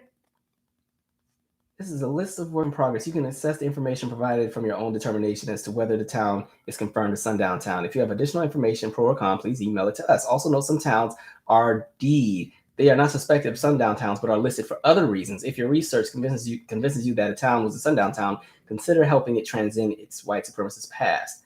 Okay, so I guess some of these may not necessarily be sundown towns, but they're in proximity to a region or something. Because Miami Beach, I just looked at crazy. Wait a minute. Maya City? I don't know what that say. All right. Ocoee, Florida. Old Homosassa, Palm Beach. I can believe Palm Beach. They got a whole bunch of old mean people in Palm Beach. Samsula, Southport, St. Cloud, Venice, Winter Haven, and Yankeetown. All right. It's all in the name. Okay. Well, there's that. Actually, that website, guys, by the way, is called, it's justice.tougaloo, TOUGALOO.edu. And they have a whole segment where you can literally look at a map and click on a state, and it will tell you where all of the sundown towns are. So you can literally click a state, and what is it? South Dakota. Ain't even no black people over there, and they still got the nerve to have sundown towns. And then it will list the actual towns. Belforche, Canton, Delmont, Doland, Lead. Not the town being called Lead. Maybe it's Lead. It's got to be something fancy. Lead. In Spink County. If y'all from South Dakota, let me know if you've heard of those places. All right, let's keep it going.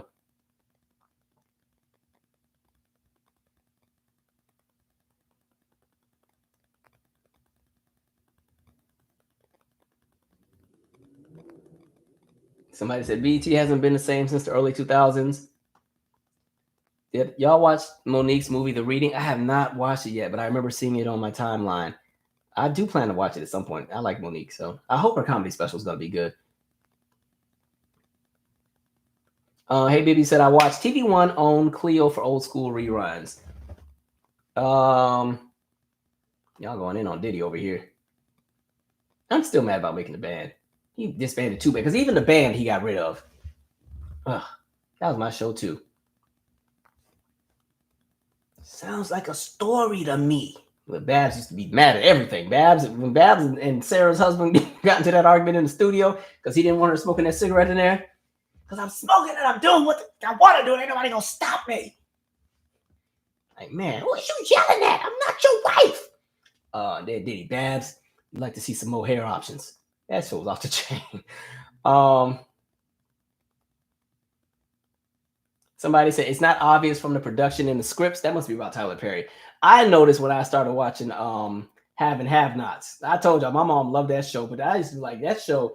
That show was on for however many years, and for 5 or 6 or however many years it was on, the timeline of the plot covered 5 days, because they talked so slow, and I felt like they were in the same day for 5 episodes. I'm like, this show here.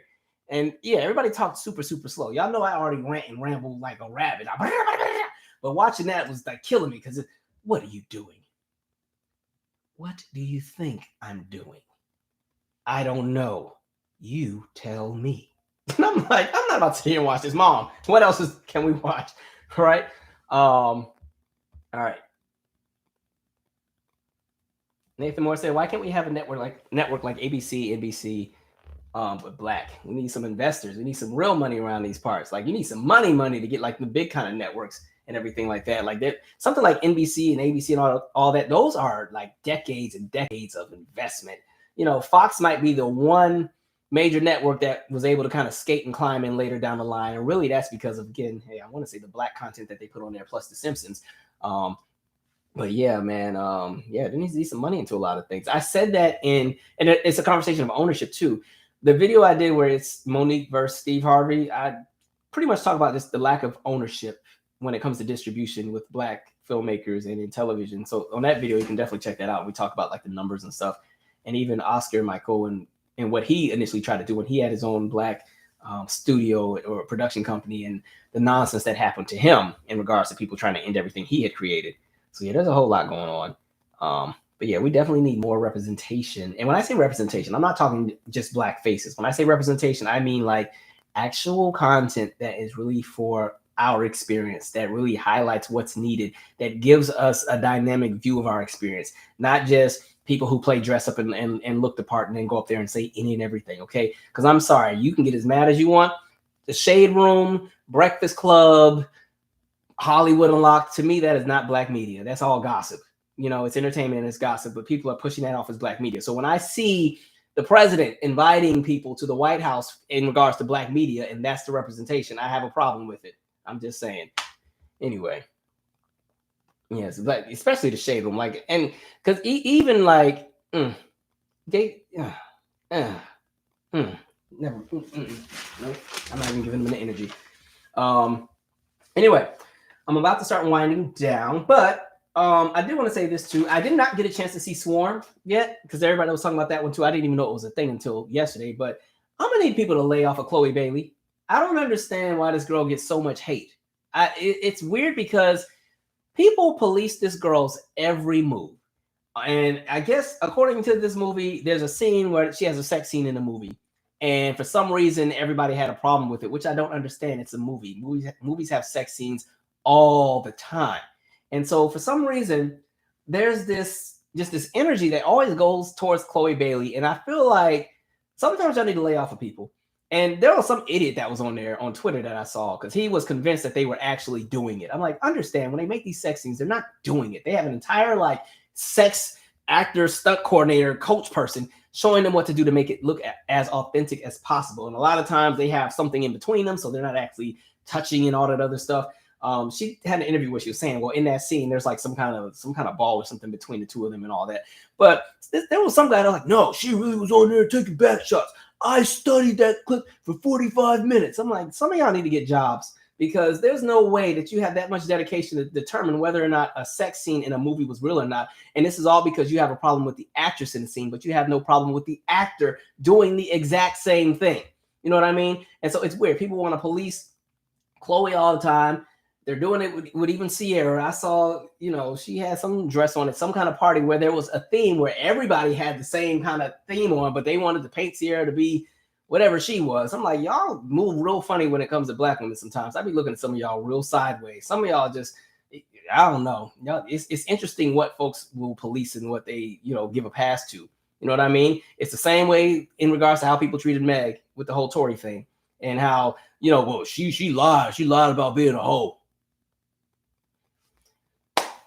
Okay, all right. All of a sudden now we vilify sex. Now, as men growing up, it was almost a rite of passage to get as many bodies as you could, right? We got entertainers that brag about their sons, losing their virginity to adult women when they're 12 and 10 and 13 and 11, and really a statutory rape. We're passing it off as a transition into manhood. But then all of a sudden, when women go and, have whatever sexually liberated approach they want to have to themselves, now it's a problem. Now everybody's over-sexualized and we need to do something. And what about the children? Now it's back to the children. All right.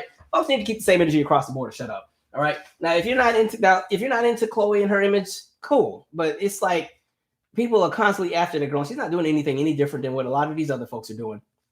Right. In the same way, we can praise Lil' Kim for owning her sexuality and kicking doors down in her era. I don't see the problem with other women in entertainment that want to latch on to whatever image they want to have.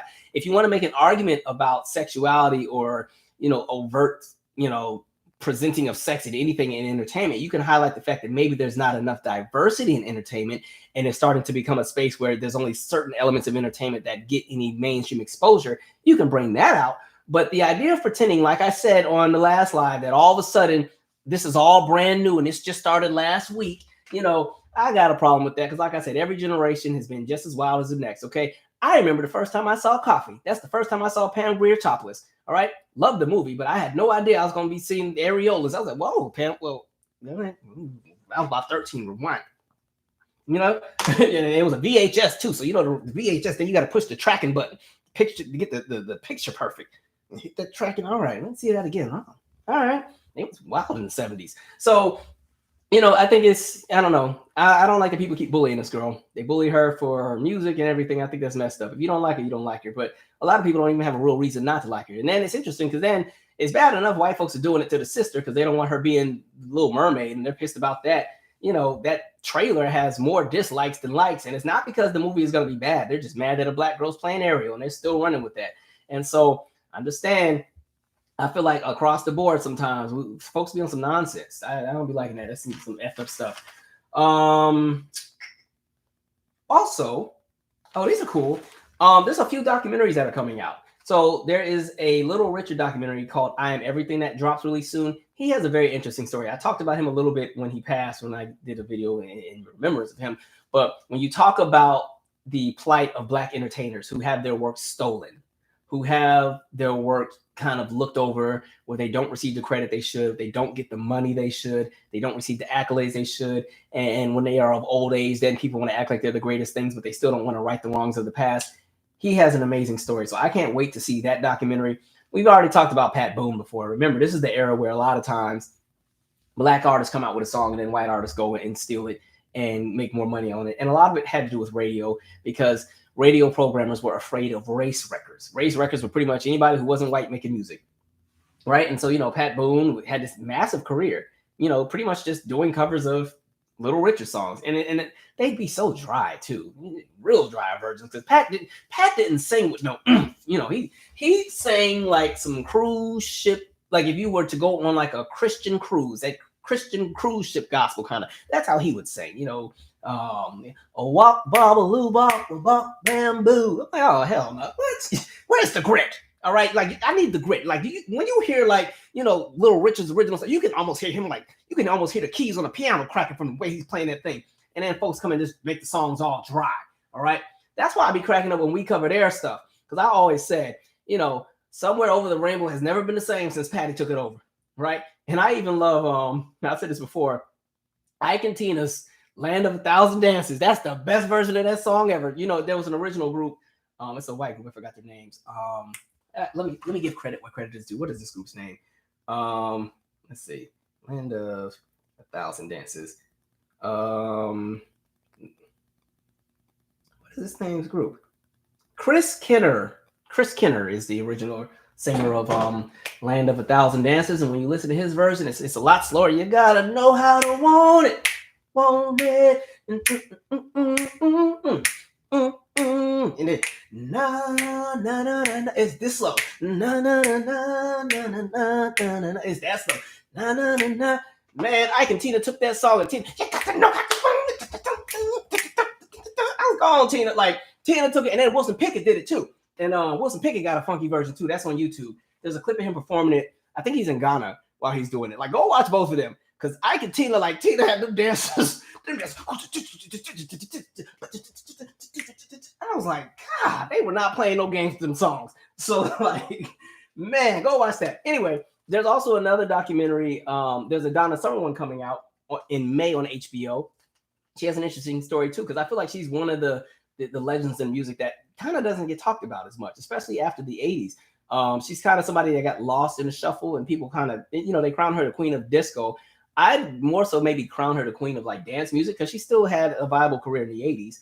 And still had some big hits. I always said like my favorite Donna Summer song was like Dinner with Gershwin. It's a very different song. I just like that one for some reason. And then there is a TLC documentary that's also coming out, either a documentary or a docu-series called TLC Forever. That comes out, I don't know when. I think they're working on it now. I forgot when it actually comes out. But that's supposed to follow them with everything that they have and their story. And then there's also another Janet/Jackson family related documentary that's coming out, where in this one, it's behind the scenes of, I guess, all the Jacksons. And it's Janet trying to spearhead and help the brothers, I guess, reunite and try to get one more kind of family engagement tour out. And it also follows her on this up and coming tour that she's about to go on. So that should be interesting. I don't know about them Jacksons getting together, though, because, Randy and Jermaine don't like each other. Those are the two that got children by the same woman. So I don't know how that's going to work. But interesting. All right. I think that's it. Oh, two last things. Angela Bassett, folks was doing too much. I think what sucks when you go to an award show already is that they have the camera in your face already. So you don't even get a moment to process whatever the news is. But yeah, folks were mad because she didn't clap for what's her name? Activia lady. For what is that woman's name? I know the lady's name. She looks like Mo Collins from Mad TV. Activia. Who's the Activia lady? Somebody put it in the chat. Damn, dang, Activia lady. What is her name? I know her name. Jamie Lee Curtis. That's her name. Yeah. So they were mad because she didn't clap for Jamie when she lost her Oscar. You know, she was nominated for Wakanda Forever, which, like I said when I reviewed it, I thought that was like, I just knew Angela would win every award. And she pretty much won every award except that Oscar. But, you know, folks were pissed that she did not clap and they were trying to police how she responds. And, you know, she could have had poise and grace. And all these folks were making think pieces and everything. Honestly, shut up. Just shut up. Y'all been playing in Angela's face for years anyway. There's a whole bunch of roles she should have honestly won an Academy Award for a long time ago. Even when she was nominated with the Tina Turner movie, she broke her ribs doing the movie. In that scene where the first time not hits upside the head and she falls off that couch, that she broke her rib in that scene and they kept going. So that's why she sounds like she's really in agony, because she really was, and still lost to a stupid movie at that, right? And so they've been playing in Angela's face for the longest. And so if Angela wanted to sit there and just not respond at all, that was her prerogative. It wasn't like she made a sour face or nothing. She honestly just sat there, which is fine. And then, fast forward with later in the rest of the show, she was in a good mood. She was laughing, she was clapping and stuff. But I think, I think people in entertainment, even though I give these award shows a lot of hell because I'm like, whatever. For entertainers, this is their currency. These awards, these are what open doors for later things. I don't think Angela has to worry about not getting work. But when you put so much work into so many things, you constantly keep losing. And that's why I said this is some BS. Because you know what? When Leonardo DiCaprio was losing every year for however many times he was nominated, because he was nominated about how many times? Let me see. How many times Leonardo DiCaprio was nominated? Let's see. Because he was nominated a whole bunch of times. He lost. Come on. I said nominations. I didn't ask for that. They always want to give you everything but what you asked for. All right.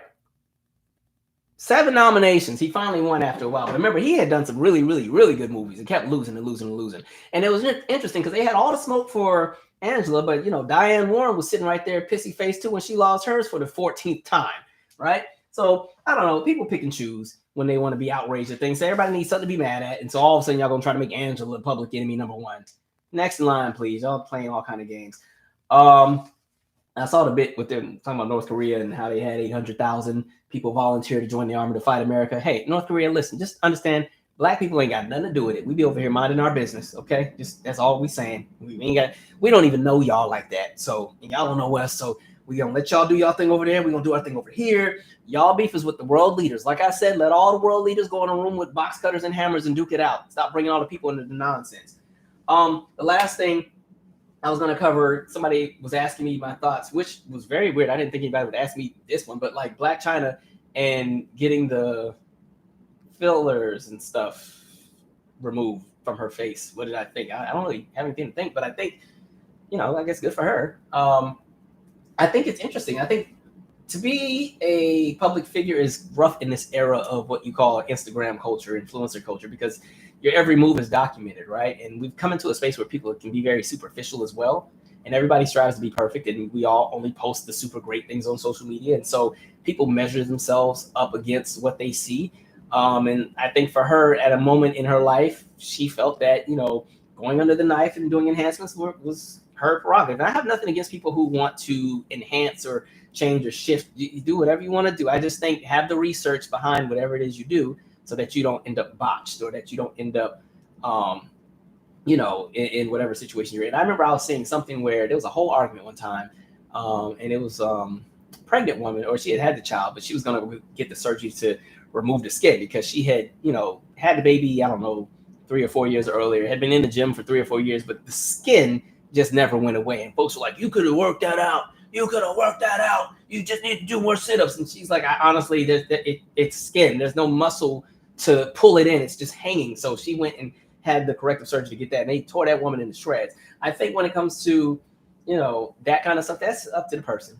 would I ever go and change anything? No, I maybe make my hairline a little further down. I got such a big forehead, but I like my forehead. It works for me. I look good from the side, but that's about it. I wouldn't change anything though. And everybody has their own approach. Now, I think what's jacked up is her mama, frying her up and going in on her. Some of these people have horrible parents. I be feeling bad for some folks. Like, it makes sense as to why some people are the way they are when you see how their family is. Like, her mom was lighting her up about that and whatever else the girl was doing wrong. Like, some of these people have horrible parents. That's why I was looking real sideways at even what's her name from Xscape, her mom. I'm like, y'all, I'd be so appreciative of the parents that I had sometimes when I see what other people deal with. Like, man, even the things that I thought were terrible as a child are Sesame Street compared to what some of these other folks would do. My mother would never get on those social media and start hating on me about anything. And neither would my father if he was still here. Like, that's wild. All right, I'm going to read some comments, and then we're going to actually wrap it up because I do have to go to work, and it is midnight, and I got to be up in 6 hours. All right. Yeah, they've robbed Angela so many times. All right. And, I think with that, too, I feel like by giving Angela that Academy Award, that would cement the fact that she really is the best actress on the planet. They don't want to give her that, so they won't going to let her win. Just like that article that had leaked out, and people were talking about why they weren't going to support Viola Davis and all the other stuff, and all these people behind. And these are people that vote in the Academy, but it was all anonymous, and they were, pretty much all the black actors and everything. Everybody had a problem with. I said, okay, here y'all go. All right.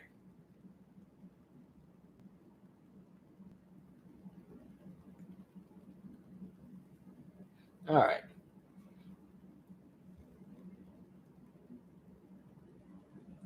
He said, Dark Titan said, when I was younger, I was younger when I saw nudies on cable. Oh yeah, remember back in the day before TV went digital, when it was still I don't know if it was analog, what it was called, but remember back in the day, like the era of the rabbit ears, when the lines would be squiggly if you didn't have the channel. Like, I remember being a kid, and I remember HBO. I think on Friday nights after 11, that's when they put the nasty stuff on, but we didn't have HBO. And so the little squiggly lines would be on the TV, but if you concentrated, you could see the little piece of the screen right here in the corner, and I'd be over here glued looking at that tiny little piece, trying to see what I could see or whatever. And then, you'd have like Disney Channel or something set to previous channel on the remote, just in case your parents came downstairs.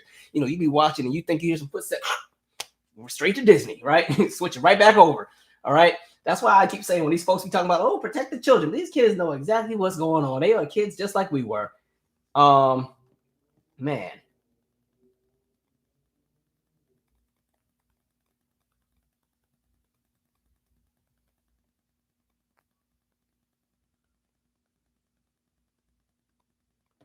Oh yeah, Eric Williams said, "And Dolly can never sing 'I Will Always Love You Again.'" Because Whitney took that song and took a lot of Whitney songs were covers. "Saving All My Love for You" was a cover. Wait, what's "Saving All My Love for You" was a cover? I think that was a cover. I know "All the Men That I Need" is a cover. She has a great cover of "For the Love of You" by the Isley Brothers. Of course, "I'm Every Woman" is a cover. I have been looking for it, but I don't know what it is. I don't know. I've heard a reggae version of "My Love Is Your Love," and I think it's a man that's singing it. And I was trying to figure out if that was before or after Whitney had come out with hers. "Step by Step" is a remake. "I Believe in You and Me" is a remake. "Greatest Love of All" is a remake. Her version of "A Song for You" off the "I Look to You" album is a remake. She has a lot of remakes, but she does them really good or really well. All right.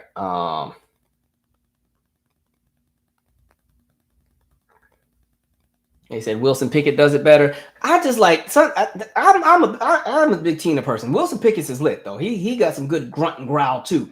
But I think I always give Tina the edge because Tina's also dancing too, and then got the dancers behind her. But Wilson Pickett, his version is really good too. I think that's the first version I heard of the song as a kid. That's the version my parents played was Wilson Pickett. And then I remember when I saw Fern Gully, and they do that song in Fern Gully, but it's like a funner version. I was like, oh, this is lit. So then when I went and heard the original with the whoever the Chris dude was, I was like, what is this? What is this? What? This is dry. Man. All right. Oh, that would be a dope documentary. One on Luther Vandross, Don Smart. I'd love to hear about his story. Great music.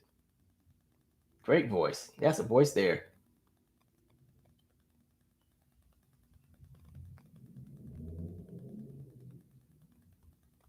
TLC is June 3rd. Okay, June 3rd for their special.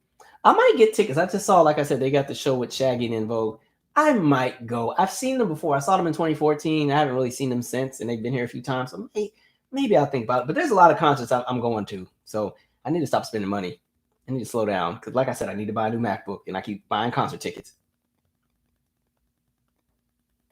That's what I figured, Miss Lee 333. They said she did not clap at first. She was fine. They probably she might have clapped later down the line. And then they're like, oh, she didn't stand up either. Who says she got to stand up? And this is not to hate on Jamie Lee Curtis. I think a lot of her roles are good, but I will say I don't even think this was her best role. And honestly, I thought in that category, there were 2 or 3 other women, if it didn't go to Angela, that it could have gone to before Jamie Lee Curtis. She's had better roles. That's why I was like, yeah, okay, y'all out here doing anything now. But yeah, them camera folks be shady. They make sure they catch you at a bad angle.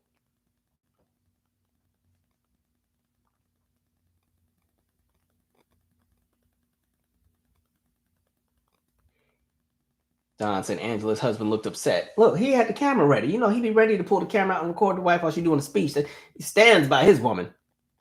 I ain't mad at him. All right. Yeah, Courtney B. Vance, he ride and he holds down for Angela. He holds it down.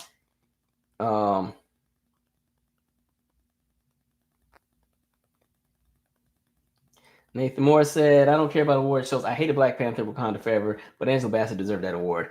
I didn't hate the movie. I thought it was okay. I just wasn't crazy over the fight scene at the end. I didn't think it was the big oomph. Like I feel like any movie that has, you know, the action, there's that last scene is supposed to just really go in, and it was cool, but it was just like, oh, that was it, huh? Okay, because I'm not gonna lie, there was some parts I liked. I ain't trying to spoil it, but when they were inside of that jet and she turned that button on to make it heat up, I was like, okay, all right. Then at the end, when they're all, you know, the ending happens the way it does, I was like, wait a minute, now they even killed this girl mama and y'all friends now. All right. All right. All right.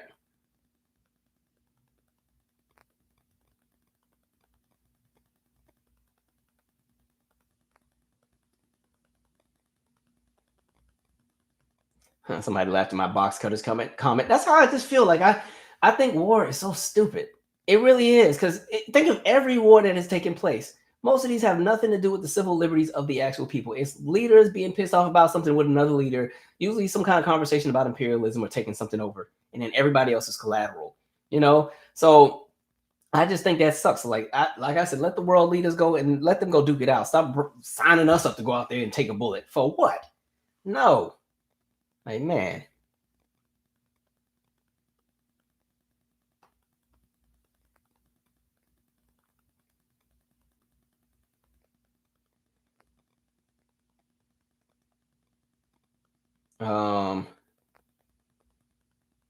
Let's see. And you know what's funny? I had my glasses right here, ready. Still didn't put them on. I don't ever put them on for so I'll be talking about I can't see and be squinting and don't even put. Let me just put. Okay, here we go. Bam. All right. I like how they look from this angle. Oh, okay, good. That's my whole chat. Why do you think that the price of concert tickets to see an A-list artist, i.e. Beyonce and Drake, has gotten so out of control? Could you make a video on that topic? That's because I'm stupid freaking and now I take the glasses right back off. I can't hold them on. Ticketmaster needs stupid fees. Oh God. Like I was so pissed when I bought, like there's a few shows I bought tickets to. I'm not saying how much I paid for one of them, but I almost like went into cardiac arrest when I saw the final outcome. I'm like, why are y'all charging all these crazy fees? And understand concerts, I understand production value has gotten way better over the last years. There's some really cool things going on. Now, listen, I don't really follow Taylor Swift. I don't know none of her songs like that. Mine is Shake It Off. But I did see some of the clips on Twitter. I was like, okay, there was one thing where she had these kind of multiple stairs that kept going up and down and floating. And then I was like, all right, cool. So I understand production value has gone up. But no, they are gouging these prices. And then also understand, depending on the market you're in, tickets are higher. Like if you see a show at Madison Square Garden, it's going to cost a whole lot more than it would cost if you were to see it at the BOK Arena in Oklahoma or in Tulsa. Like, I think it's in Tulsa. Like, yeah, depending on your market, prices go up because of that. Ticketmaster makes all these claims about all these other fees they have, plus whatever they have with Live Nation and processing fees. I'm like, what is there to process through Ticketmaster? Click, click, click, submit. I'm talking about $60 for processing. And then it's crazy because even a processing fee it's set up as a percentage of the overall tally. So it's not like there's a flat rate processing fee or whatever other fees they have. It's not like a flat rate $10. If you buy $100 ticket and it's $10, if you buy $1,000 ticket, now it's $100. Like, I think that's some bullcrap. And it's gotten to the point where also scalpers get everything, right? Then you have the resale tickets, which are even worse because now they hike up the prices. Man, I think that sucks because concerts have just gotten ridiculous. Like, I don't think you should have to pay more than maybe $350 for a concert. And I'm saying even for the front row. Like, why are they? I get, I don't know. There's concert tickets where the seats are $2,000 and $3,000 in the front row for what? Like, and then you go 3 rows back and it drops down to like $700 or $800. I think that's ridiculous. That's too high. But especially if it's an artist that's doing like a big tour anyway, where they're already going to do a bunch of shows or they're doing big venues. I could see if it was some kind of exclusive, intimate show, like, I don't know, Tina Turner comes back from retirement and says, I'm going to do one special show, one night only at Constitution Hall. And I think Constitution Hall holds about 3,000 or 4,000 people, right? I can understand why those tickets would be high. But when these entertainers are doing whole stadium tours and doing multiple nights in the same city, why are you charging people $1,000 and $2,000 and $3,000? And that doesn't include the special VIP packages and all that other crap.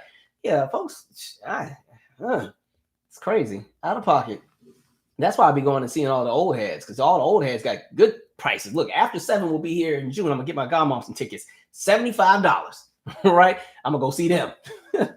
Man. But everything's too expensive. It's ridiculous. I understand production value is costly, but some of this it's I don't know. And some of these shows don't even be that great for how much they're charging. Like, if you don't have a band, you better not charge me more than $100 for anything if all you're going to be doing is having a DJ play the music. That's the most insulting thing you can do. I want a band. Yeah, as soon as you bring just a DJ, that's a club appearance to me.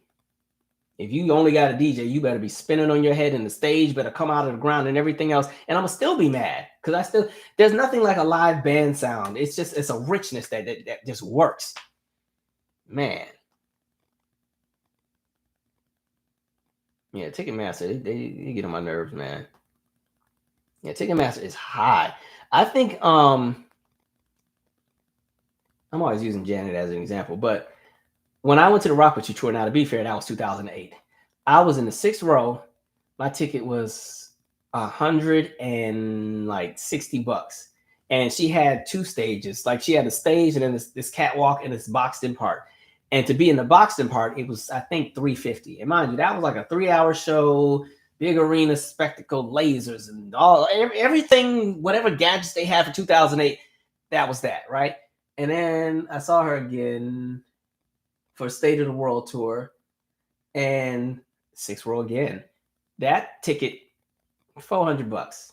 But it was closer to the actual stage. It was still like, it was like 6 rows back. So So that was 6 rows, like $400, I think. And then I took my godmom to see the same show in Baltimore like the next week.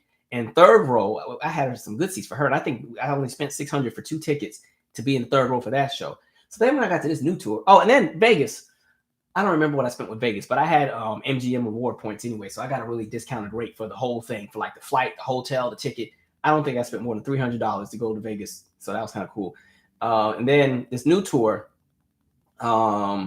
these tickets are high. Even with her, I was like, Jenna, what you doing? Me and a friend are going, and I think, I'm not saying how much I paid, but we don't even have bomb seats like that, and I paid an arm and a leg. I was like, are you serious? So I was mad because I wanted a better seat, so I, as a fan, went and bought tickets to another show just to be closer. But it's a show in a smaller market, so the tickets were way cheaper. So that show was like 5th row. But yeah, these shows are expensive. Crazy. All right, y'all keep asking about Swarm. I'm gonna watch Swarm maybe this week. I got a lot on my plate. But I'm gonna watch Swarm. I'm gonna tell y'all what I think about it.